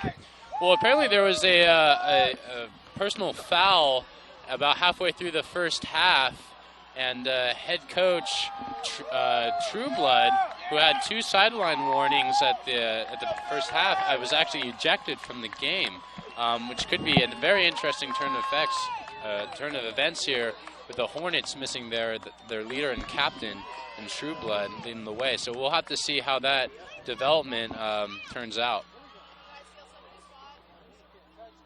And back to return that from about the 5-yard line. Gets through to about the 22-yard line or so. So a first down for the Bobcats as Tom Hayes leads his team back onto the field here to get things going in the second half. So interesting. Apparently, yeah, he was given 2 sideline warnings. But this was back in the first quarter, too. So yeah, maybe kind of fired up that Hornets team a little bit to see, the coach get ejected and really motivate them to play harder. And see, although these are new players for both teams. You know, back in 2009, it was the same coaching staffs for both teams. Rick Prinz for the Bobcats, and of course Darren Trueblood. So emotions are running high not only for the players but for the coaches as well. Oh, absolutely. I mean, this is a big game for the players, the program, the fans, and sometimes you can let your emotions get the best of you, though. And, certainly. That might hurt their ball club late in this game. So Hayes taking that one himself, finds a big hole out to about the 50-yard line. It's him against Brock Barr. He's going to be taken down at about the 20-yard line. So what a great run there by Tom Hayes to get things going here in the third quarter. Yeah, Tom Hayes once again showing that great vision, keeping the ball, letting the defenders get sucked outside, and he had a lot of real estate before he got brought down there, but moves the chains and puts him right back in the red zone where the Hornets don't. That's the last place where the Hornets want this team to be. And the Paradise fans were jacked up about that one. I don't blame them. It's a great way to get things going here. Start the second half. Hand off to the big man, Johnny Dixon, taken down at about the 19-yard line, so a pickup of about 1. And we are just off and running again, right where we left wow, off the exactly. second half. These guys not missing a beat whatsoever. And as we mentioned, too, in the first half, like, look for these teams to start getting worn down, especially the defenses. Hand off again to Johnny Dixon. Oh, excuse me. Hayes takes it himself down to about the 5-yard line. See, this offense, this wing T is crazy. I mean, yeah. He is truly kind of a magician. In that backfield seriously, right there. It looks like there's 3 different guys that are getting the ball there. Now you see it, now you don't. And now you see the Bobcat offense knocking on the door and expect Jonathan Dixon to kick it in with a short run right here.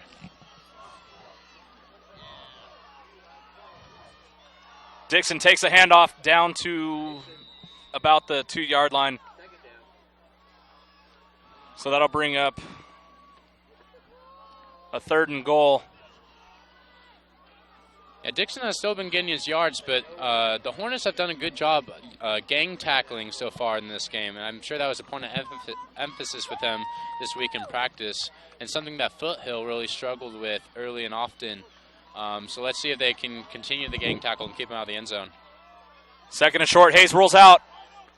Pass over the middle there for Johnny Porter for another Bobcat touchdown.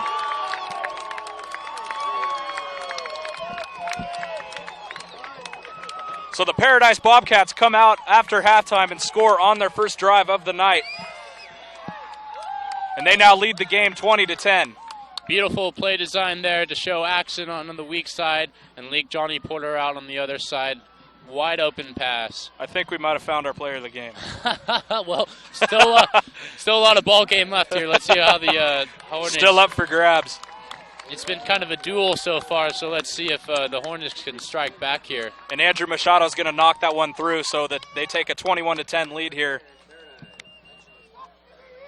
And for those of you that are watching this and not watching the MLB game going on right now, the score is 5-1 Orioles with Texas in the 9th inning. And apparently the game's over. So the Orioles have advanced. And who will they take on? The Yankees. Our producer Matt Zarchin helping us out here with both games. So wow, 9:56 remaining here in the third quarter. The Bobcats not missing a beat on getting things going here early. No, asserting themselves very efficiently on that drive. Hayes, of course, with the big run to set that up and nicely in the end zone. Or the red zone, excuse me. You know, if Brock Barr didn't drag him down at about the 20-yard line, he was in. Yeah, he definitely was. So great effort there by Brock Barr. Unfortunately, to no avail as they still gave it the touchdown. But we'll see if this Hornets offense can come out with a faster pace, get these Bobcats off track. Especially with the absence of their head coach, Darren Trueblood. Brock Barr takes that kickoff at about the 30-yard line, able to make his way, still on his feet, before being dragged down at about the 40-yard line. So, man, is this a great game so far. This is exactly what we wanted. a duel between the northern section's two best right now, and it is shaping out to be a peach. Yeah, Bobcat! So the Hornets without their head coach, we'll see how Go defense! they're able to get things going here in the third. I wonder if that's going to, affect not only decision calling, but communication from plays from the sideline to the field as well. Absolutely. For this Hornets team. Handoff taken there by Brad Woods, bounces off a defender, and he's going to take this one in all the way. Down to the 5. Brad Woods in for the touchdown for the Hornets, so they answer right back. Caught the Bobcats napping right there. Nice little inside play. And he definitely showed his speed there, outrunning Porter, who scored the last touchdown. Beautiful play. And he literally bounced off of a defender, and I kid you not. He bounced off of him and took it himself. So the pinball wizard finds his way into the end zone. Glad to see that he is healthy from his injury. Still no sign of Jaso Raves, but that's definitely an encouraging side for the Hornets. And I say it again, man, is this a game we wanted? This is just absolutely insane. And it's a fake. Taken by Taylor Engley-Holman. He converts the 2 points. And it's now 18-21. So great play call in there. No true blood, no problem. Absolutely. It makes this, Unless he's hiding up in one of these trees up here somewhere. He could be. These trees aren't tall enough, but that 2-point conversion there makes it a 3-point game, which puts in reach with a field goal. So I was about to say Daniel Ahern back to attempt the extra point. I'm like, wait a second. I think the Bobcats were saying the same thing there, where they looked a little. Bobcats defense looked a little surprised in those last 2 plays. That was Justin Abney, who was the replacement kicker, and I'm going, what is going on right now? So wow, this is going to be whoever gets the ball last. Absolutely, that's the way it's shaping out to be. And even the Hornets fans now are standing up, getting a little bit into the game, knowing that Mother Momentum is back cooking on their side. Wow, just what a great scene. This is crazy.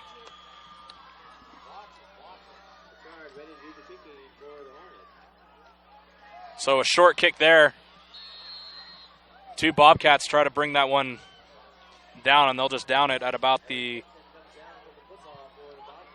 35-yard line. We'll see where the ref spot it. It almost looks like both these offensive lines came out asserting themselves in the second half. So I think that's what it took. The Enterprise crowd is now into this game. Oh, there you see one of the linebackers getting his team pumped up.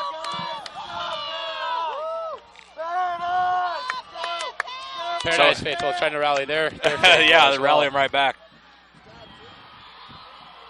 So that was a big stop there by Brandon Evers, the 6'7", 255-pound defensive lineman. So 2nd and 10 now for the Hornets. And as a defense, a big run like that can definitely, put some more fuel in your gas tank. Man, absolutely. And really motivate you. Now they got their fans at their back. Hayes' pass out to number 6. Number 5, Johnny Porter. Gets a nice pickup there. Gets about 7 yards on that out route. So a 3rd and 3. This could be a very pivotal 3rd down here, especially with the Hornets storming back to score a touchdown. Bobcats need to find a way to keep the ball in their hands. Johnny Porter lined up to the far side. Hayes is going to take it himself before being taken down for a big loss. And the nest is buzzing on the other side of the field right now. This is Hornets faithful are happy that they made a stop.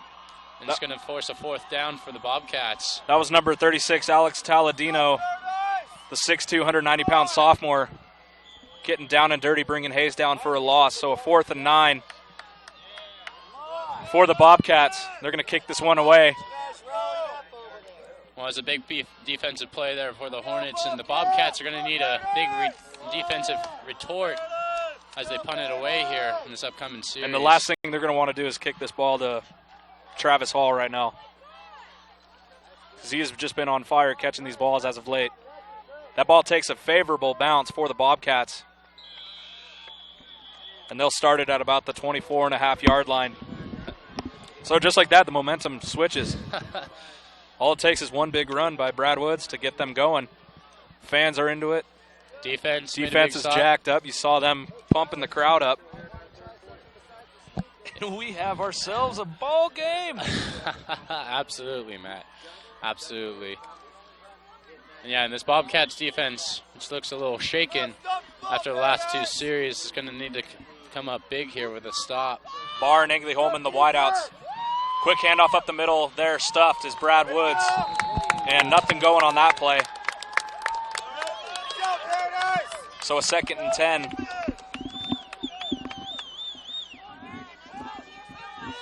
Yeah, the Hornets offense hasn't really tested them deep too much. Bobcats D has been playing that deep cover 2, cover 3. See if they try to go for some shorter routes here. Try to pick up some yards here.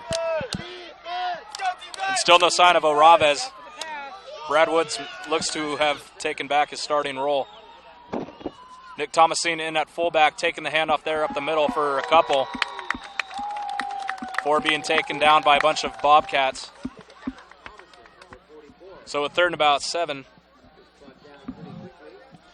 Yeah, and this is typically a down and distance where you see the Bobcats either bring 1 or 2 blitzers here. See if the Hornets can try to expose that a little bit, maybe pick up a first down, or see if the Bobcats can, force a big play here and get the ball back. And we've had a lot of fans coming up to us tonight asking about this game, and it will be available again on demand tomorrow for all of those of you who want to show friends and relatives and your neighbors, anybody who wants to watch this great game. Trueblood passes out to Brad Woods. Unable to do so on the quick out. And that'll bring up a 4th and 7. Yeah, dangerous pass there. Almost looked like it was a lateral right down the line, but it looks like the officials waved it incomplete. I was a little surprised some of the Bobcats had tried to pounce on that, take it into the end zone. Zach unable to complete the pass to Brad Woods. 6:15 remaining here in the 3rd quarter. Let's go, Paradise! And what feels like a championship game. I mean, these two could meet again in the Northern Section Division I championship game. And a bad snap there. Trueblood able to get a hold of it and kick a nice one. Oh, with a great bounce. Very favorable bounce for the Hornets, down to about the 25-yard line. So that'll bring the Bobcats back out on offense. Yeah, it looks like the Hornets kind of sniffed out a lot of the plays that the Bobcats were trying to run in that last series. Wasn't really fooled. Probably had more of a better read on Hayes. So see if Coach Prince digs a little deep in his playbook here, throws something at the Hornets that I haven't seen yet. We're already starting to see some of the adjustments that these teams made. Handoff there to Tyler Burrows. Gets about 11 on the play. We'll see if they call it a first down. Yeah, and that is a first down. So again, Tyler Burrows, who's had quite a game himself tonight. Quite a game. Good run there, and followed big Daniel Garcia right there to the first down yard. It's great block by Daniel. Handoff again up the middle. Not much there, as the D-line was able to stop him. PlayOn Sports is on Facebook and Twitter, giving you news and information as well as links to great highlights. Follow us on PlayOn Sports. Follow us at PlayOn Sports on both Facebook and Twitter. You can also access thousands of live and on-demand games on YouTube at youtube.com/PlayOnNetwork. Keep up with all the high school action every week from your destination for high school sports. PlayOnSports.com. Burrows again. Not much going there. No, it looks like those linebackers are reading those misdirection plays a little clearer than they did in the first half. Wouldn't be surprised if we see the ball go in the air here on this 3rd down. So 3rd and 8 for the Bobcats, who were unable to get something going on their last drive. Hayes is going to throw this one deep for Johnny Porter. Catches the ball. Unbelievable. Unbelievable. The ball was tipped, and he was able to come up with it for a Bobcats touchdown. Wow. Wow. This is crazy. Unbelievable. The ball was tipped by, I think it was Brock Barr. Johnny Porter one-hand catches it like 3 yards behind him, able to scamper into the end zone. This is unbelievable. And that has just given this fan base life once again. Unbelievable. You just heard some Paradise fan motion over to the Enterprise fan saying, wait, I can't hear them anymore. So that's a great play by Johnny Porter to bring that one in. Fantastic. Machado is going to kick this one. Oh! No just good. short. So Machado unable to get the extra point there. So it is now 27-18, the home team Paradise Bobcats on top of the visiting Enterprise Hornets. My goodness. That's easily the best play I've seen in the northern section this game this year. Wow. Great throw by Hayes there. Found his man down the middle, and the defender tried to make True Blood tried to make a play on it, but Johnny Porter really showed his athleticism right there. Not only to make the one-handed catch, but to keep scampering in the end zone to make reservations for 6. Wow. That's a good. I've never heard that one. That's a good. Make reservations for 6. I'm still trying to catch my breath right now. I think everyone is, especially that Hornets defense. They're a little shell-shocked at what happened. You got a team on your heels, 3rd down, going to get the ball back, and then, lightning strikes again in the form of Johnny Porter. Literally, like you said, could be one of the most crucial plays of the game, because not only were the Bobcats faced with a 3rd and long, but, if they get a 4th down, they're kicking the ball back to the Enterprise Hornets, who just showed a sign of life by that run by Brad Woods. So this is just crazy. This is a bizarre game. It almost has a college feel to it. Yeah, absolutely. And, if you're the Hornets, that takes a lot of wind of yourselves. But they've been fighting this entire game. They lost their head coach, got ejected in the first half, but, gave up a big play there. But they still got a lot of fight in them. And we'll see if they continue to make this game interesting. So another short kick. This is going to be taken by Brock Barr at about the 28-yard line. Cuts it back into the middle before being taken down at about the 44-yard line. So even our producer here, Matt Zarchin, is just going nuts. He's loving this. Justin Barney just gave us a thumbs up. He's a few yards down from us, our videographer. Just glad we could capture that play for you guys. It was pretty exciting here, especially with the Paradise faithful surrounding us. I hope it had you guys on your feet like it did for us. This is just an incredible game right now.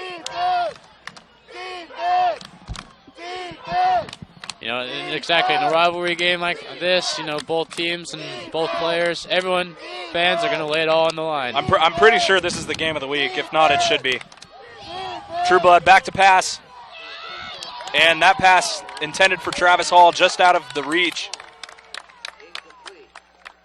He had a hand on it, but unable to bring it in. Yeah, unfortunately couldn't make the connection there, but I think those are the passes that are going to keep him in this game, the short 10 to 15-yard passes, because Paradise yet hasn't given up anything deep. 4:26 remaining here in the 3rd quarter. Paradise on top 27-18, and all I could say is wow. That's really the only words I have to say.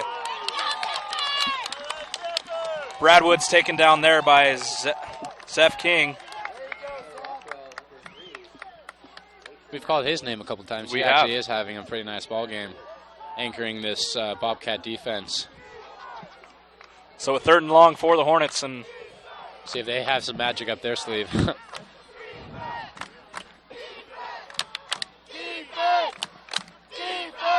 And the atmosphere right now is just... the home crowd trying to get their team together, trying to get their defense to make a big stop here, get the ball back and really put some pressure on this Hornets team. 3rd and 10, Zach Trueblood back to pass. Over the middle, finds Brock Barr. And he's still on his feet. Down to the 30-yard line before being pushed out of bounds at about the 20-yard line. So there we go, another big strike. Another big strike in very similar, if not the exact same play that Barr and Trueblood hooked up on that touchdown earlier in the first half. Great play, found a nice little seam in the zone, was able to pick up some big yards here and put them in the red zone. So none of these teams showing any signs of backing down, and it looks as if our prediction of the endurance wearing these teams down is... Yeah, you can just kind of throw that out the window at this point. It's unbelievable. Come on, get him. What a showing by these quarterbacks. Get the ball. Brad Woods takes this one to the outside before being taken down at about the 15-yard line. Yeah, Woods exhibiting his speed once again to the outside, but good pursuit, good team pursuit there by the Bobcats, who have actually been playing pretty, solid defense throughout the night, especially in the red zone. So let's see if they could find a way to be stingy once again.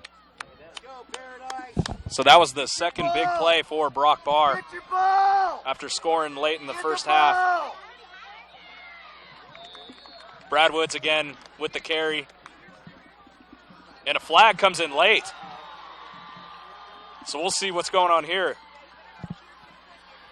Yeah, Looks like the emotions are starting to get to him, man. This is just... Absolutely, undoubtedly, in a game like this, when you have two great teams going back-to-back, it's bound to get a little chippy. But, as a player, as I said earlier, you got to, play within yourself and not cost your team big yards, especially in the red zone. So we'll have to see. And it is against the Bobcats, unfortunately. So that'll move him back even more. This is what they don't want. No, absolutely. You're already backed up, in your own end zone. And now you're just giving, that Hornets team even, closer to the door. How can you make the call if you can't keep up with the players? So first and goal here for the Hornets.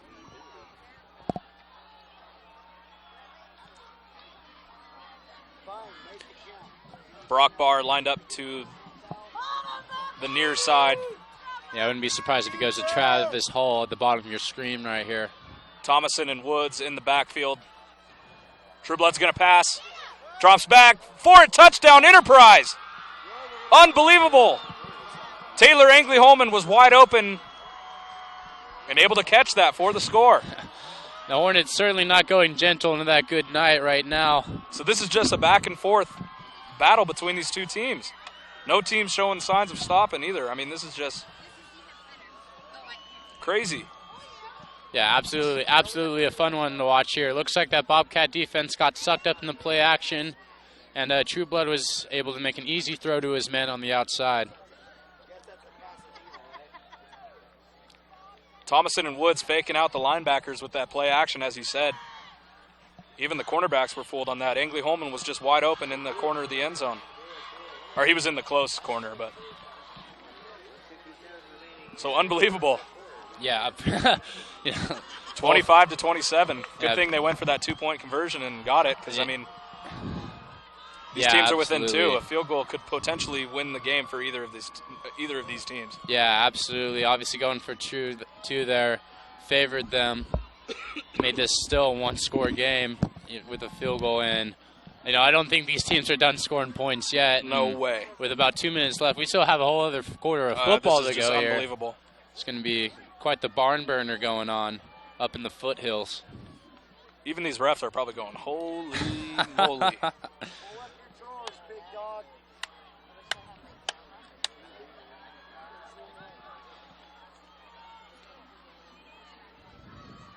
Not to mention, not only as the clock ticks down, but it feels like the temperature is also dropping a little bit too. It's starting to get pretty chilly. As a player, I remember when I played at higher elevations, it didn't affect me too much. But you're in the game, you're keeping warm, you don't think about it. But absolutely, for these fans, they are certainly bundled up here in the second half. Yeah. So Tyler Burrows is going to watch this one roll into the end zone. So they'll start from the 20-yard line.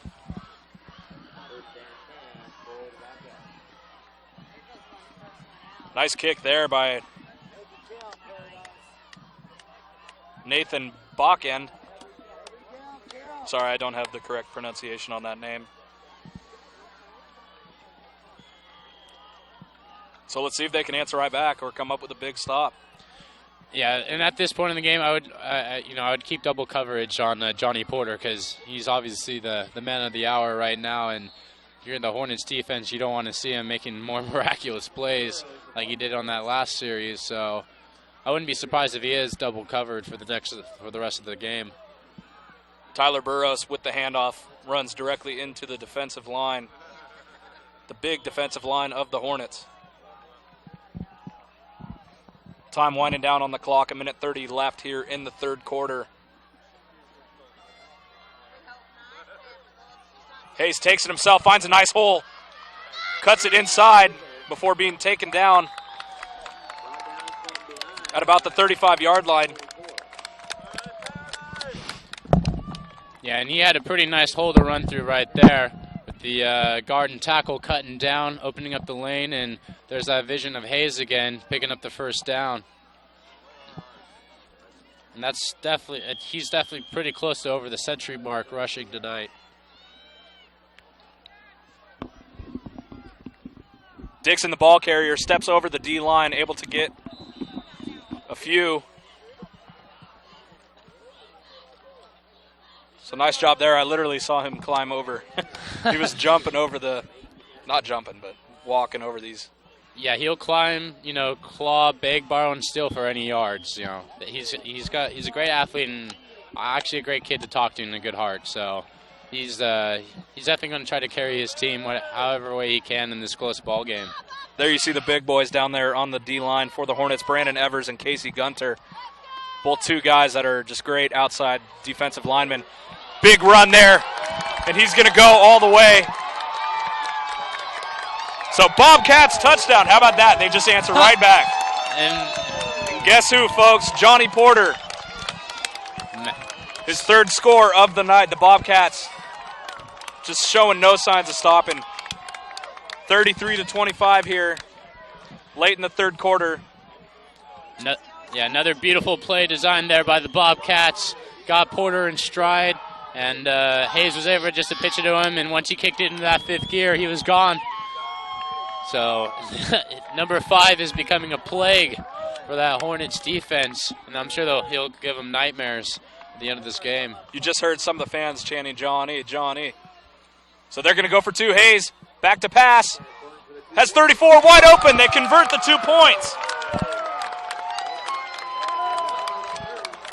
That was Robert Smoots, the senior, getting the 2-point conversion for his team.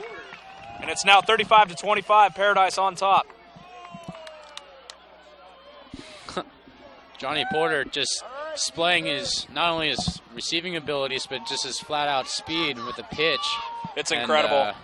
He's definitely a fun kid to watch, and I always love tick for tack football, but the Hornets have got to find a way to stop the Bobcats if they ever want a chance to go over the scoring hump and take the lead in this game.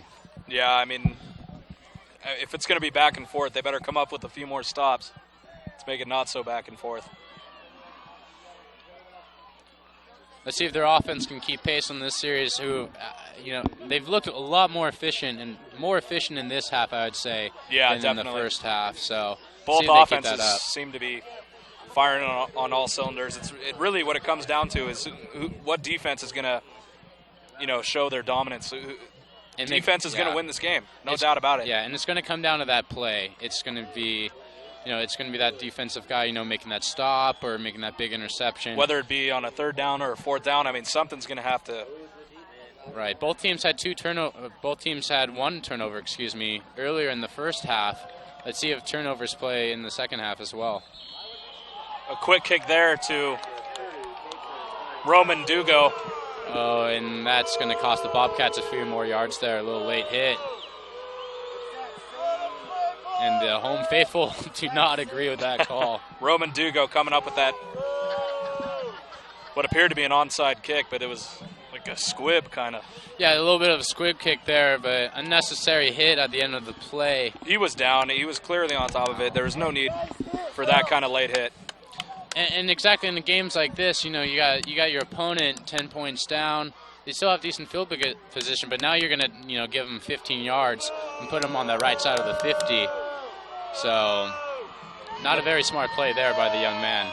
The Paradise fans not liking this one, but I mean they knew that was a late hit. So now they'll have favorable field position here to get things going at the 35-yard line.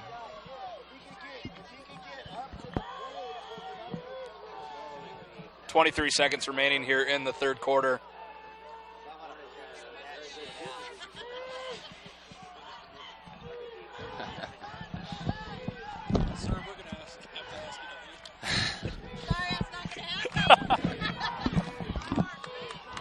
Thomason and Woods in the backfield. Handoff to Nick Thomason, finds a nice hole up the middle, able to get 4 or 5.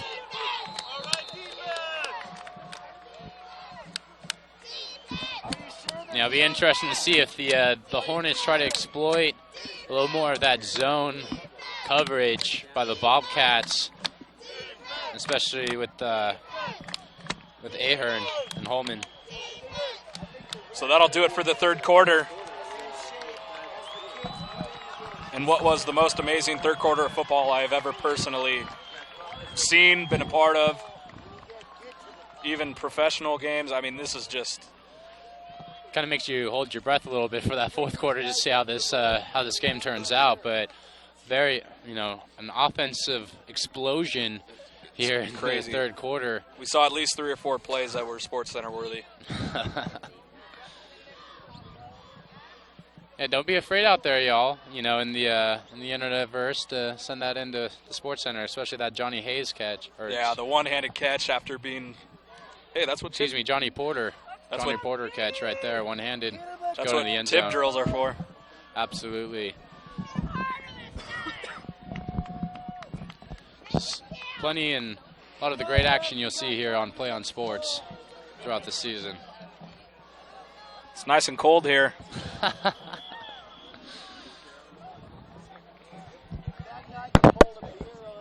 I think the entire broadcast team made a personal note to bring a jacket. I even brought my jacket. Well, that's why you're the play-by-play man, ahead of the curve, you know. I'm wearing my camo sweatshirt right now. I fit in with the crowd just fine.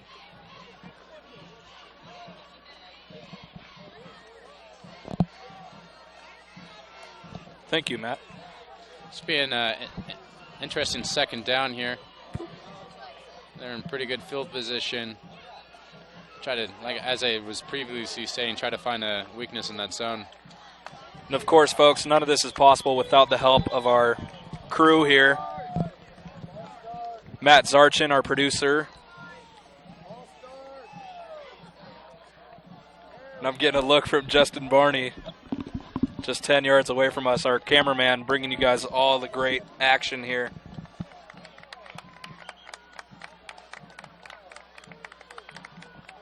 So 2nd and 12 now for the Hornets.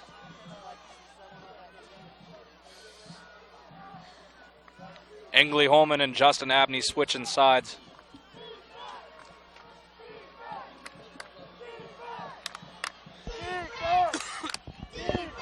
So it's a chilly 66 degrees right now. It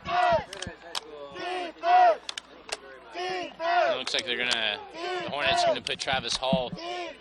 Well, looked like he was at tight end. Yeah, he's going to be playing tight end on the other side, which gives him even more of an opportunity to sneak out there, try to find an open spot in that zone. So Enterprise having a bit of trouble getting this play ready. Looks like the Bobcat defense might be going out in the man-to-man here with one man deep. And they'll start the clock right now. So the fourth quarter is now underway. Brad Woods in motion, takes a handoff. He's going to throw this one to Travis Hall over the middle, finds him down to about the 17-yard line, 24-yard line. But, there is a flag, however.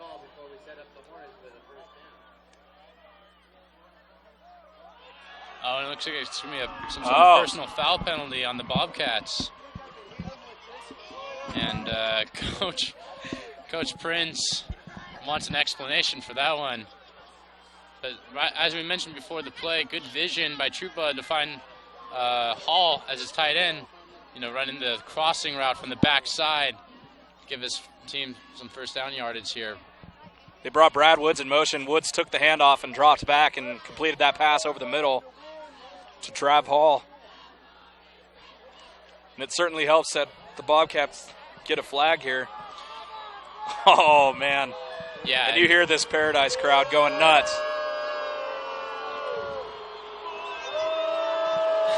I feel like I'm at a Raider game. Lots of boos. The Boo Birds have definitely come in the roost right now. So Trueblood and the guys will have the ball on about the 13-yard line. Almost a first and goal.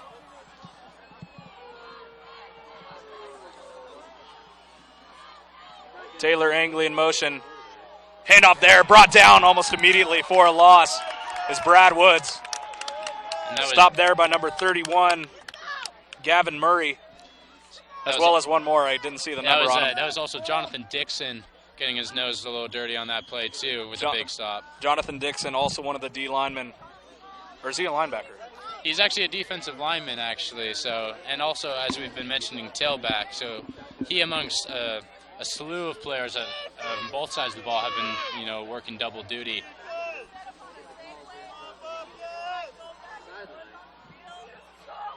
Two wideouts on each side. Trueblood's going to get this one off. And will there be a flag on that? No, there will not. An incomplete pass out to Justin Abney. Yeah, Abney tried to make a nice adjustment on that ball, just couldn't get there. Could have been questionably a pass interference call because the defender didn't really turn around and make a play on the ball, but it just didn't work out well for the Hornets, and they face a third down here. Can still pick up a first down, though, on the 2 or 3 yard line. So third and about 12. A flag is thrown again. Not sure what this is. Brock Barr is trying to get a justification.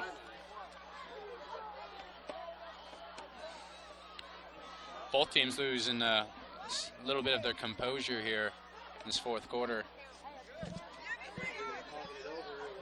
See what the officials have to say about this one. I think also part of it is the officials know, they got a big ball game here. A lot of history between these two teams. Absolutely. So they just kind of want to keep the game in control and not really let this thing get out of hand. Too much of the displeasure from both fan bases, I'm sure. But just bad blood, between these two teams. So they're going to wave that flag off. I don't know what they're doing here, but as you said, they're trying to maintain control of this game, not let it get out of hand. Things are going to get, I don't know if they'll get nasty later on, but, just... We certainly hope not. It's been a great game so far. We hope it continues to be a clean game. There you hear the fans getting loud. Trueblood back to pass. Swatted down there by number 3, Tyler Rockwell. Almost had Brock Barr for the touchdown. Yeah, very nicely climbed the ladder on that one to swat it down and force a big fourth down. That's a big defensive play that we were talking about. Let's see if the Hornets can make, kick a field goal here and make it a 1-touchdown game. And now Daniel Ahern, their kicker, is out, and he's going to attempt this 3 points to bring the score to within one possession. He's looking at about a 31 or 32-yard field goal. 31 yards. Daniel Ahern with the kick, and that one is good. So nice job there by Daniel Ahern. Score's now 28 to 35. Bobcats still on top. So it's been just a bizarre quarter so far with all these flags, and it's like, just let them play. They ended up waving that last flag off. It's like, come on, man. Yeah. Come on, man. You hate to see that because it definitely does, especially how efficient and fast-paced that third quarter is. We kind of got bogged down by the start here with that drive, but as I said, as an official, knowing the bad blood that is between these two teams, these two programs, just want to make sure that the players and the coaches know, hey, we're in charge of this game. Absolutely, and I think they showed that right off the bat with, tossing Darren Trueblood. Absolutely so, but hopefully it doesn't bog down the game too much, as you were saying. Absolutely. Bad blood between the two coaches. I mean, they had to make a statement with the 2 sideline warnings and then finally tossing them. You know, I wouldn't be too surprised here if the Hornets come out with their own little onside kick, try to get the ball back and tie this game. See if they try a little trickeration of their own.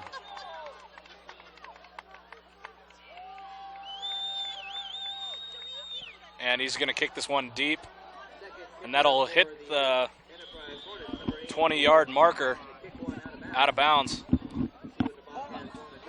Did you see that? It hit the 20-yard marker. It's a great shot. I don't think he could have done it again, though. He got 20 points for that. Unfortunately, he also got a penalty right there and gives the Bobcats some pretty good field position. But right. I would give him double-or-nothing on that shot again, see if he can nail that yard marker.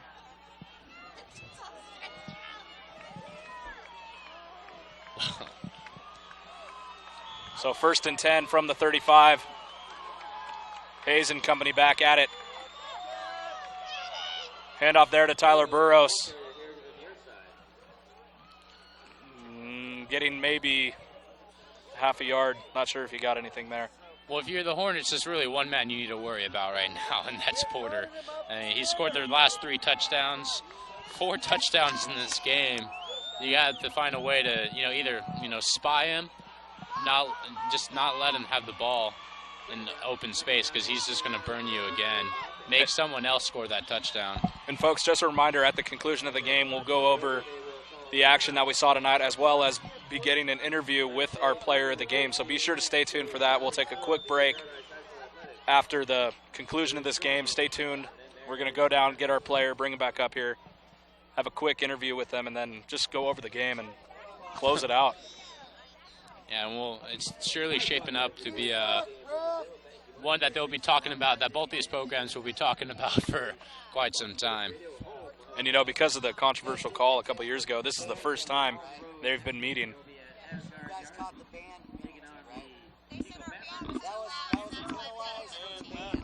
Oh, wow. Some of the Paradise fans here are letting us know that one of the flags was because the Paradise band was being too loud, and they actually had to force the band to leave. I wasn't aware anyone was putting on the field. I'm pretty sure this was a football game, and people are allowed to be a little loud, so that's kind of a ridiculous... So that's an interesting call there. Kind of a ridiculous penalty, if you ask me, but, Penalty on the band, 5-yard penalty, too noisy. Hayes back to pass, completes it out to Mr. Johnny Porter.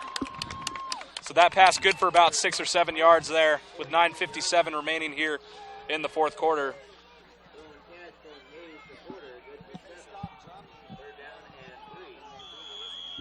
So luckily we have some good fans here to help us out. No, they've been wonderful so far, absolutely. We love being here too. The nice lady that we've been talking to tonight, her son, we called his name wrong and she corrected it for us. Huge 3rd down here. Johnny Porter in motion, takes the quick toss. Tries cutting it back at field before being stopped. And I'm surprised it took him that long to call the play dead. Yeah, the Bobcats tried to go with their main man right there, but... I mean, this is high school. They should have stopped the play when he started losing momentum. Yeah, absolutely. Tried to go back with their main man there, but couldn't quite find the seam on the outside, and Hornets defense held and pushed him back to force a 4th down. So 4th and 4 for the Bobcats. Machado's going to punt this one away. Travis Hall back to receive. He would be smart to kick this one away. And nice job there, nice punt. That'll go out of bounds at about the 40-yard line. So the Hornets with decent field position here to start this drive. Yeah, and it looks like they've been trying to keep the ball away from Travis Hall all game. And that's a very smart thing we saw a couple weeks ago, like I mentioned earlier. Has 2 touchdowns on the return. On the returns, yeah. So obviously they've been watching that tape and, not letting him decide this ball game. Because boy, did Red Bluff get the bad end of that one. Still having nightmares over that one, I'm sure. And that was a great game. They beat Red Bluff 50-7, but you really got to give a lot of credit to Garrett Sandow, the quarterback, who was making good passes, and his receivers were not able to come up with any significant catches. Well, this Bobcat defense made a big stop here on the red zone to force a field goal. Let's see if they can force another big play here to maintain this lead. Enterprise trailing by 1 touchdown here with 8:40 to go. Looks like the Hornets are going to think about this one a little bit. And they're going to take a timeout here.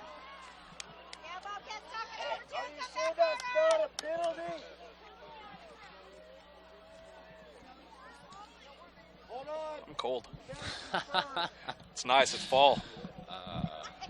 Football Season, that's right. Absolutely. As I was kind of mentioning earlier, I mean, a lot of these players play both ways, but for those one-way players, the coldness could be a factor. You're standing on the sidelines, and if your number gets called, I mean, you better be ready. If Enterprise, pulls off a pretty lengthy drive here, kind of grinds the clock, keeps that Bobcat offense off the field, and maybe a little chilled on the sidelines, so to speak. That could be a big factor at the end of the ball game here. PlayOnSports.com is not only your destination for Friday night football action, but it's also the place for the most comprehensive coverage of high school playoff and championship events in all sports from across the country. PlayOnSports.com. High school sports lives here. Matt Mellinger here alongside Nick Dobus. And this has just been a sensational game, and you see a lot of things right here. There you go, Travis Hall again. Is he able to stay in bounds? Oh, they're going to mark him way back by the 30-yard line. Nice little reflections of a similar kind of jailbreak bubble screen they ran earlier in the game. Wide receivers need some nice blocks to spring Hall for the big gain. And both these teams, it's like watching two heavyweight boxers just trade slugs against each other. Punch for punch, these teams are not giving up. Enterprise is knocking on the door here with 8:29 to go.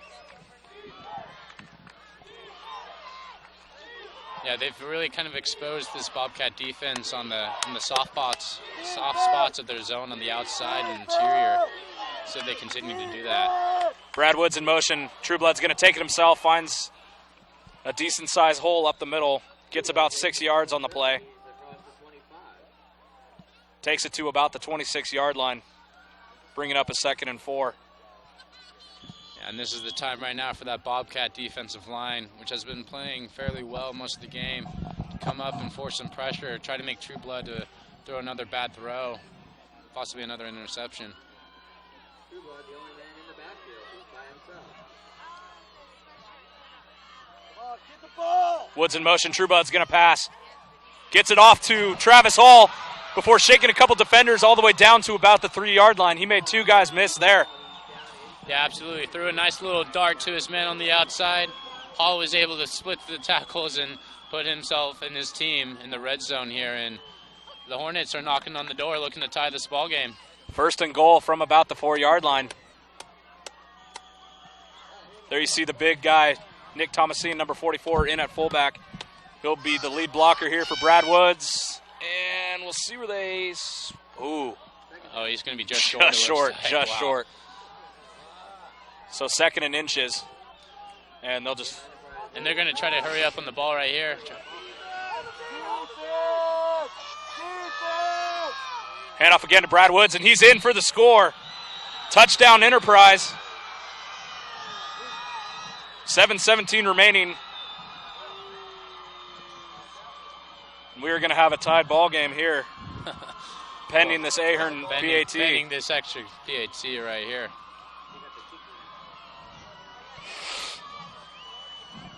Be interesting to see the Hornets actually go for 2, try to extend the lead to a field goal, but I imagine they're just going to take the points. Now I see Ahern out there this time instead of Abney. Taylor Angley, the holder.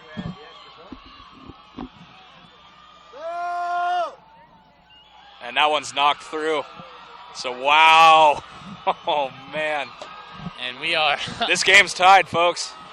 It is tied, and this is the perfect scenario for what this game should be. Absolutely. Tensions are definitely running high. And it's going to come down to maybe the last couple minutes of the game. So the Bobcats were up 10 just a few moments ago, and Daniel Ahern kicked that three-pointer. Yeah, you don't see field goals played too critical in high school games more often, but if you got a solid kicker like Ahern who can, at least chip away at that lead, and you can find yourself in a very nice position at the end of ball games.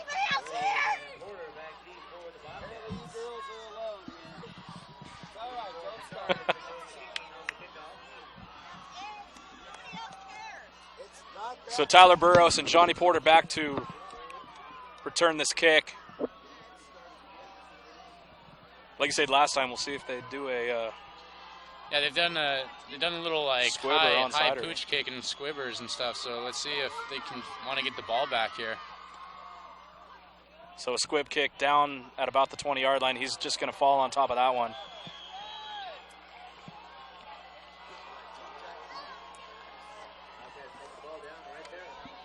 And if you're the Bobcats here, what you need now is just a nice, long, sustained drive. Find the end zone and eat a lot of clock. That was Andrew Machado who fell on that one. And yeah, both these offenses are designed for running. So, I mean, we'll definitely see the clock be chipped away at here. Yeah, because if you're Coach Prince, you're not eager to give the ball back to that Hornets offense, which has been humming in the second half. Dixon up the middle, spins off of a couple tackles before being taken down at about the 24. So a 2nd and 6.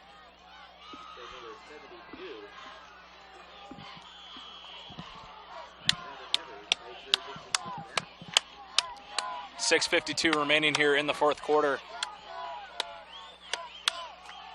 Hayes takes it himself to the outside and keeps it going on his feet to about the 33-yard line. There you see a nice stiff arm. Tom Hayes on the quarterback keeper, able to get the first down and more. Yeah, very nice quarterback keeper. Offensive line was able to set that edge for him, and he was able to fight tooth and nail for that yardage. And at this point in the ball game, every yard counts. But as I said, I think the Bobcats need to stay patient, keep running that clock, and get some nice yards. Porter up the middle, fumbles the ball. Recovered by Travis Hall. We'll see if he was down. Oh, no. Okay, there we go. The referee is marking him down at about the 38-yard line. That's a good call there. Much to the displeasure of the Hornets fans. Hornets faithful are not liking that. But Well, they're going to go over this definitely and talk about this. Yeah, it looks like they're going to be ruling second down here. Ooh. Oh, And man. the Bobcats caught a huge break there. 'Cause that could have been a real backbreaker potentially. So 2nd and 6 now for the Hornets. Man in motion, Dixon again up the middle. Oh, excuse me, no, Tom Hayes had the ball himself. Gets to about the 45-yard line. And unbelievable. See how crazy their plays are. Yeah, the magician showing his magic once again when his team needs it the most. Yeah, his fakes are, so convincing, not only to us in the booth, but even on the field. And he's ripped off 3 or 4 of those for big yardage. So, as I keep saying, the linebackers need to stay disciplined to their reads on the offensive line. Given to the big boy again. Taken down at about the 43 or 44-yard line. So a 2nd and 7. More like 2nd and 8.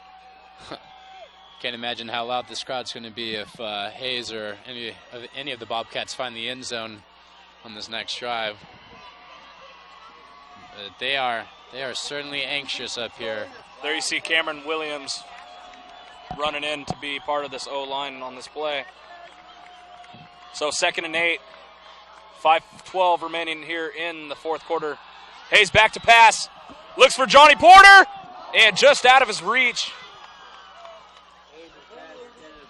Had Johnny Porter wide open, so overthrew him a little bit. He was double covered on that play, but fast enough to beat the double coverage. Just throw isn't just right there, but that's a tough throw for Hayes, throwing the wide side of the field like that. And I got to tell you, I'm extremely impressed with Tom Hayes tonight. He's just... Yeah, I mean, had 154 yards rushing last week, and is certainly well over the century mark rushing this week as well. So he's been, when this offense needs a big play, he's been the guy to go to. So here we are, pivotal third down. Hayes back to pass. He's going to scramble, throws for Johnny Porter, finds him open for the first down. Down to about the 30-yard line, and the first down for the Bobcats. Time winding down here. This is going to get very entertaining, and Mr. Dobis. Yeah, and speak of the devil himself, there's John Hayes. Nice composure in the pocket to avoid the rush, and finds his number one man right there for the first down. Very big first down. Tom right Hayes, there. you mean? What did I say? John Hayes. John Hayes. Wow, excuse me. John Hayes played last night against USC and is now in for the Bobcats. They probably wouldn't mind if he suited up a little bit. Absolutely not. The big man has a nice run there, taken down at about the 25-yard line. So picks up about 4 or 5 there. 4:23 remaining here, and things are getting pretty interesting, guys. Yeah, the Bobcats have already taken off a pretty sizable chunk of that clock since having the ball, which is good news for them. See if they can keep grinding it down and get a score here to really force the Hornets to come up with something miraculous at the end of the ball game. Bobcats in scoring position. Dixon again picks up 3 or 4, so it'll be a 3rd and short. Knocking on the door of the Hornets. Dangerous down and distance here for the Hornets. 3rd and short, you got to be thinking run, but you know that the Bobcats are well capable of that play action pass and catch them by surprise. And the Hornets really have to dig deep here. It's 3rd down with 3.5 minutes remaining in the 4th quarter. This is the late 4th quarter we were talking about. I mean, it's going to be a defense that wins this game. And there you see Mr. Porter getting down to about the 15-yard line for the first down, and he's just unstoppable. Yeah, he's had a heck of a ball game tonight. I think that might have actually been Dixon on the run, actually getting upended at the end of the play there. Yeah, he got flipped over. And makes a big play for his team, and the Bobcats will certainly be looking to put the hammer down right here and make this a touchdown game.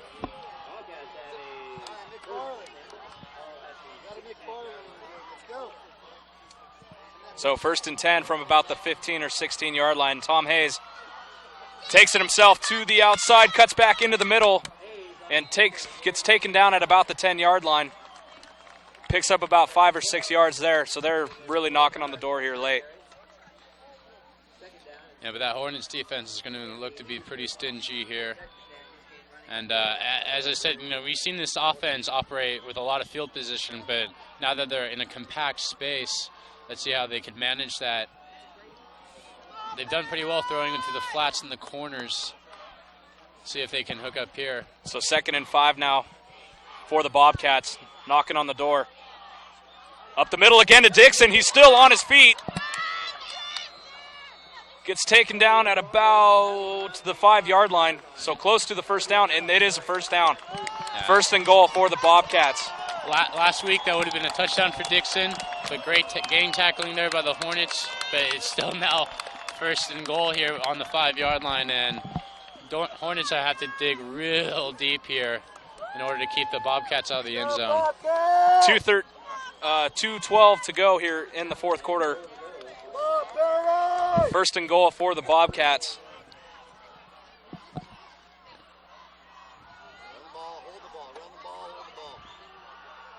Handoff again to Dixon, still not down before being tackled for no gain. Yeah, it looks like Dixon was trying to step out of quicksand right there with having many defenders on his legs. He had a bunch of guys all over his legs. Hornets defense not ready. They've given up a lot of points so far in the second half, but not ready to give up a score here. Porter and Kevin Townsend in the game for the short yardage. So we'll see what happens here. The Paradise fans getting a little noisy now with a minute 20 remaining. Pitch to Johnny Porter. There is a flag on the play, however, before he gets slipped. He slips at about the 7 or 8 yard line, but there is a offsides on the Bobcats. So this will put him back 5 yards. So second and goal from about the 10-yard line. Yeah, and as we mentioned earlier, those offsides and false start penalties for the Bobcat offensive line didn't hurt them last week, but is definitely playing in a factor in this ball game, especially late.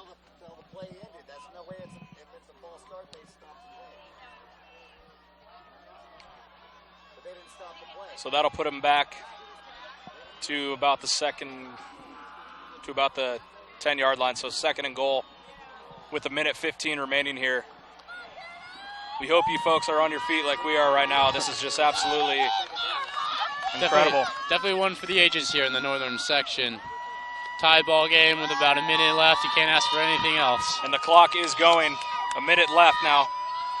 Man in motion. Hayes is going to take it himself to the outside. Fakes a defender, and he gets down to about the 4-yard line before being ripped out of bounds. Not sure who that was that made that stop, but a very great effort. Actually looked like it was True Blood on that stop. Great pursuit. Able to hang on to Hayes. Quarterback, first quarterback. Yeah, absolutely looking for that pylon right there to force a third down here. So third and about 5 or 6. Time for a touchdown. Time for a touchdown. Come on, guys. And the Paradise faithful are certainly looking for a touchdown here to really put the Hornets in a desperate situation. So third and goal now for the Bobcats. It's starting to get pretty loud, so we're going to have to talk over these guys. Hayes back to pass. Gets taken down there. Unbelievable. And this is a very similar situation to what was the game in 2009. Facing a fourth and 24, 25? This is almost identical. Absolutely. The clock is running, 28 seconds left. Great pressure here. Great pressure there by the Hornets defense. Huge sack now really puts Paradise in the pickle. This is almost identical to that situation a few years ago. Yeah, and the reason why these teams have not played in this long. Well, let's hope the officials don't make a call and have it take 20 minutes to figure out, like in that 2009 game. But the Bobcats are certainly going to have to figure out a play, and they're going to let this clock go down all the way down to the last second. This is going to be the last play of the game here coming up, unless we go into overtime. We see Andrew Machado out on the field. He's going to go for the win right now. He's going to attempt the kick for the win. We saw him kicking all the way out from about the 25, 30-yard line before the team made it onto the field for warm-up. And that's absolutely the right call here. No, I mean, with 2 seconds left, you miss the field goal. Okay, you take your team to overtime, try to win it there. You win the field goal. Hey, you send the home crowd home happy. This is your day, man. This is your day. So this is it. Andrew Machado. I'm on my feed for this one. Deja vu here. Unbelievable. He's going to attempt a 37-yard field goal right now. And, oh, man, my stomach's turning right now. This is absolutely nuts. I don't think you're alone here in this crowd. Offensive line's going to have to sustain their blocks. So fourth and goal. This is it. They're going to kick. And I think Machado jumped off sides. So that'll move him back 5 yards. Almost a fortunate penalty there as the kick. So this is very unfortunate for Andrew Machado, who we saw him anticipate that kick a little early. But he gets a second chance here to redeem himself and really send the home team and the home faithful home happy. So they're going to bring him off. That's unfortunate. You see Tom Hayes back out on the field. That's unfortunate for Andrew Machado, who really had a chance to put the game on his feet right there. Well, I guess that just makes for a more exciting ending right now. We'll see if Tom Hayes, obviously if you're the Hornets, you're going to put about 2, 3 maybe 5 guys, maybe even the cheerleader on Porter, make sure he doesn't get this ball. Yeah, Porter will most likely get this pass. But, yeah, but this could be a good time for, I mean, obviously that's the guy you're going to be looking for here. But could be a good way to use him as a decoy and try to exploit that overprotection. So Paradise takes a timeout here. Unless it was the Hornets. Oh, is that going to be The clock says 0, but I'm sure they'll put some 2 seconds left back on the clock. So, wow, what a game. Yeah, definitely one for the ages up here in the foothills. Absolutely. Been a pleasure covering it so far, and we're not even done yet, folks. Sure, this score is raising a lot of eyebrows around the northern section as well. A lot of interest in this game. So possibly in overtime here. I believe they start from the 25-yard line. Absolutely, it's just like college rules. 25-yard line, each team gets one chance unless they keep playing. So here we go. This is for the game. Tom Hayes is going to throw a bomb right now. Make it or break it right now. It's touchdown or tie. Kevin Townsend and Johnny Porter. Looks like Hayes is in stride. Hayes is throwing to Porter. Intercepted! Intercepted there by Brock Barr. And he is still on his feet. Still on his feet down at about the 50-yard line. Laterals the ball back to one of his guys. Brad Woods is taken down, so we will have overtime. What a great ending play to end this game. Ooh, unbelievable. 48-yard line. Oh, wow. So we're going to have ourselves some overtime, ladies and gentlemen. Wow, what an end of regulation right there. Unbelievable. This is crazy. The interception, the lateral, a little bit of everything in this game. And now we have the pleasure of watching this game go into overtime. Nick and I are high-fiving each other because this is just such a treat. Oh, wow. Well, certainly going to be talking about this one for quite some time. So I have not actually I've not covered an overtime game so far this season. So both teams start from the 25. It's like college rules. Right. So one team's going to either defer or they're going to take the ball. Obviously, you want to be on defense first because if you stop them, then you have the opportunity to score and win the game. So we'll see who gets the ball first. Whoever has the ball first they start the ball at the 25-yard line, same yardage and downages and stuff as regular.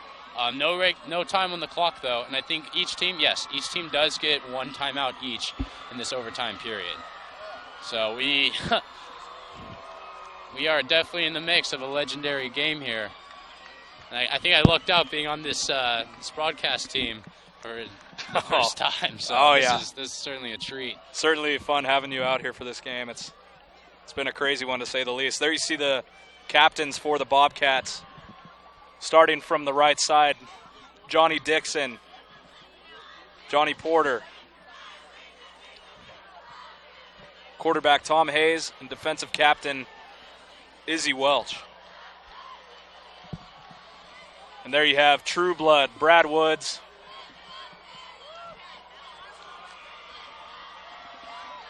Dallas Collins,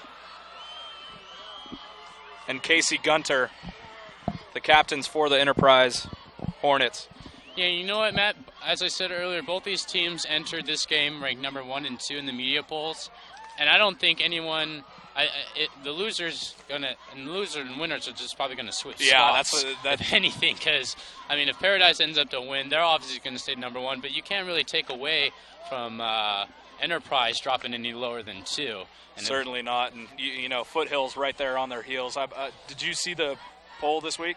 I did not see where Foothill was ranked. Are they ranked 3rd right there? I think they're. I actually haven't seen it myself. That's why I was wondering. So I think they're all within the top 5. Yeah, and all in the same league as well. All in this Eastern Athletic League, which has merged a year or two ago. You know, Chico's obviously got to be in the mix. They have, Oh, yeah. you know, a very strong team. I mean, we saw the game last week go down to, it was a 35-34 score. Chico went for 2 points late in the fourth, and, you know, they should have just tied the game, but I understand what the coach was doing. He wanted to get that win and get out of there with the W. Yeah, absolutely. A lot of talent in the Division I, especially in this Eastern Athletic League. And absolutely, whoever wins this game is going to put themselves in that driver's seat to win out the league and get that #1 seed for playoffs. So a lot riding on these next this next overtime possession. So it looks like the Hornets are going to start first.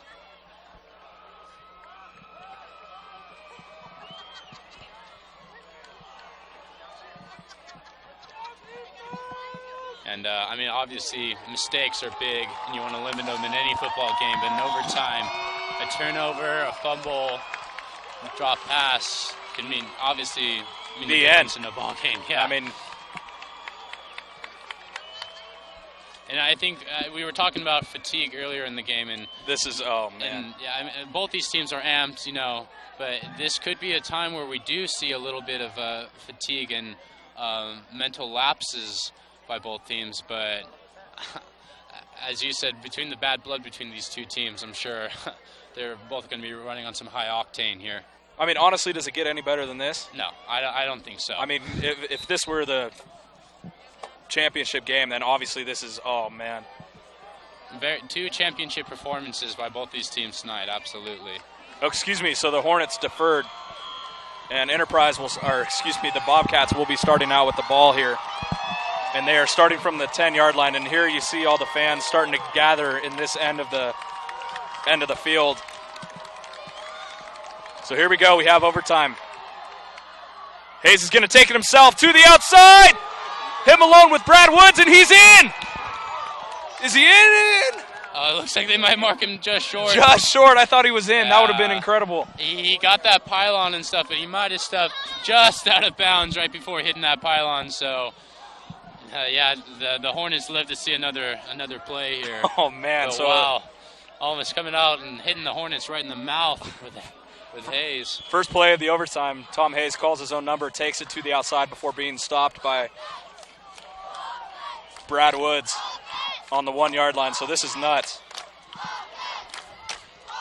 Yeah, and like I said, short yardage situation, they're going to probably give it to Dixon here. Dixon's in for the score. Touchdown, Bobcats. Incredible. It only took 2 plays. Yeah, and I mean, as a coach, you want nothing more. You don't want to, you know, if you have the ball first on offense, you want to get that score. Now, you put a lot of pressure on the Hornets because if they don't score a touchdown, that's ball game. So we'll see how well, obviously this extra point is also important too, but now we're going to be looking for, see if the Hornets can rebuttal. Number 16, Sutter Wyatt, is in to attempt this extra point. And that one's good. Not sure why Machado wasn't kicking it. But nonetheless, a point is a point. That was a great job there by Sutter Wyatt. So how about that? 42-35. How about that? Just been the beat goes on here in this second half with these two very high-powered offenses. And we'll see if the Hornets can come out and, you know, sing the Bobcats for their own touchdown and send this into a second round overtime. So really just a battle of the offenses tonight. I thought it was going to be the opposite way around. I thought it was going to be the battle of the defenses, but I mean, that just speaks to the credit of both these offenses. Have just shown no signs of stopping tonight. Absolutely. The Hornets came into this game giving up about an average of 20 points a game. They've obviously well exceeded that, and they're going to need their offense to tie this game right now. So here we go. My heart is beating. This is crazy. Zach Trueblood back to pass. A fake. And he finds Travis Hall in the end zone on the first play. So another touchdown. Only took 1 play. Travis Hall answers right back with the touchdown. So 41-42. It all comes down to this extra point.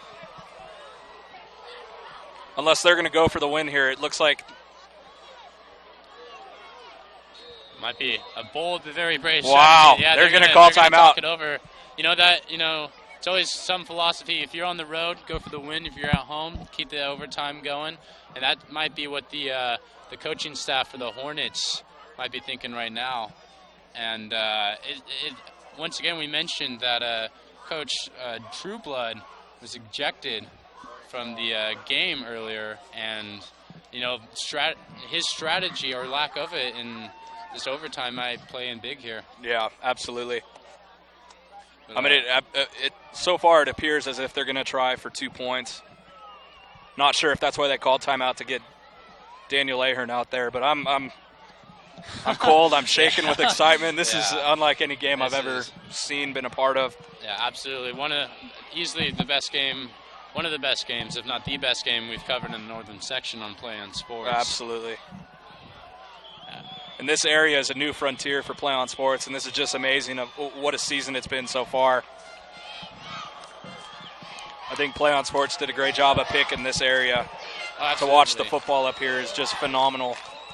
A lot of good teams, a lot of good athletes, and as you can see, a lot of good games as we see right now. So here we go. They're going for 2. Ladies and gentlemen, this is it. It's the final play of the game right here. Trueblood in the shotgun. Fumbles! Fumbles! Bobcats ball! Bobcats win! Unbelievable! Unbelievable! The Bobcats have won in a crazy fashion here tonight.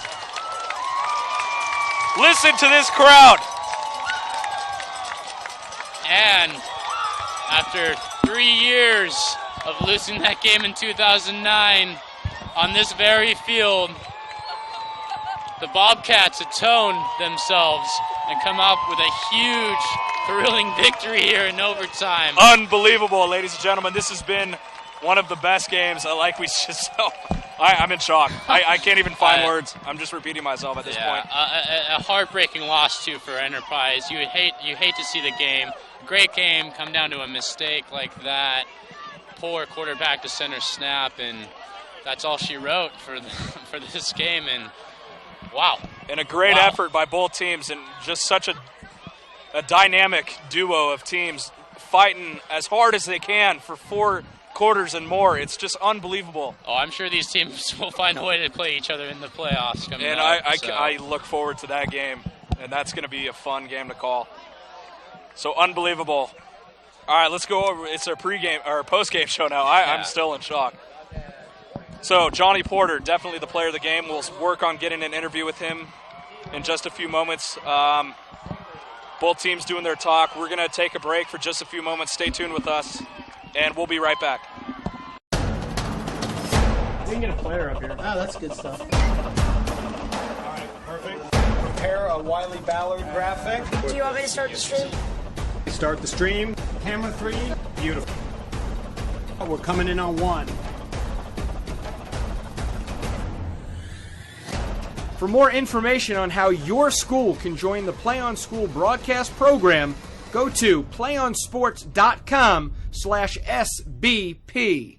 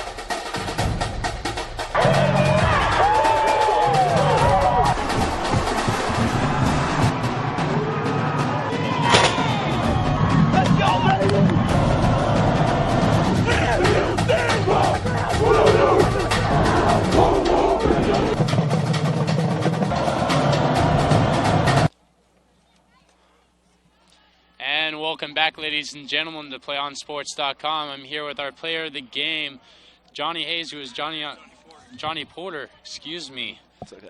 Sorry, still trying to catch my breath after that game. But Johnny Porter, man on the spot there. Obviously had a big impact on this game. But tell me what was going through your mind on that last play, watching that last series on the sidelines. Well, I mean, are you talking about the overtime play? Yeah, absolutely. Well, I was on the field on that one. I was sitting at cornerback, and I was expecting pass, and man, we got it. And I looked back in the backfield, and the ball's on the ground, and I knew we had that game right after that, and I was so happy, man, just relieved. Yeah, you had a number of touchdowns this game. Probably the most memorable one was the one-handed one at the in the first earlier in the game. Why don't you walk us through that one as well? Well, running a deep post down the field, and Tommy gave me a pretty good ball. The kid made a play on it, and he didn't knock the ball down. He just tipped it up in the air, and it was there for me to catch, and I just stuck my hand out, and I just caught it, and then I was off to the races. Absolutely. Obviously, this is a big, not only a big game in the standings and in the polls as well, but a game that rivalry that dates back a few years. What does this win really mean for you guys? It means a lot, actually. Coach is saying this is a new team. This isn't the same team from 09, but we wanted to come out here and we wanted to get that win for those boys in 09 because we thought they deserved it so much. And I mean, we came out here. Enterprise gave us one good game, and we just fought hard to the end, and we got that victory. Absolutely. You guys expect to see these guys possibly in the playoffs later? Yeah, definitely. We're walking through, and we're telling them we'll see them in the playoffs because we fear this is probably the team that has if not the most upper hand on us right now. I mean, that was a very tough game. Well, absolutely. If you guys do end up meeting again, let's hope it's as exciting and awesome as it was this time. So thank you so much, and we'll be right back for the post-game show. All right, thank you. One match away from immortality. This is a total team effort.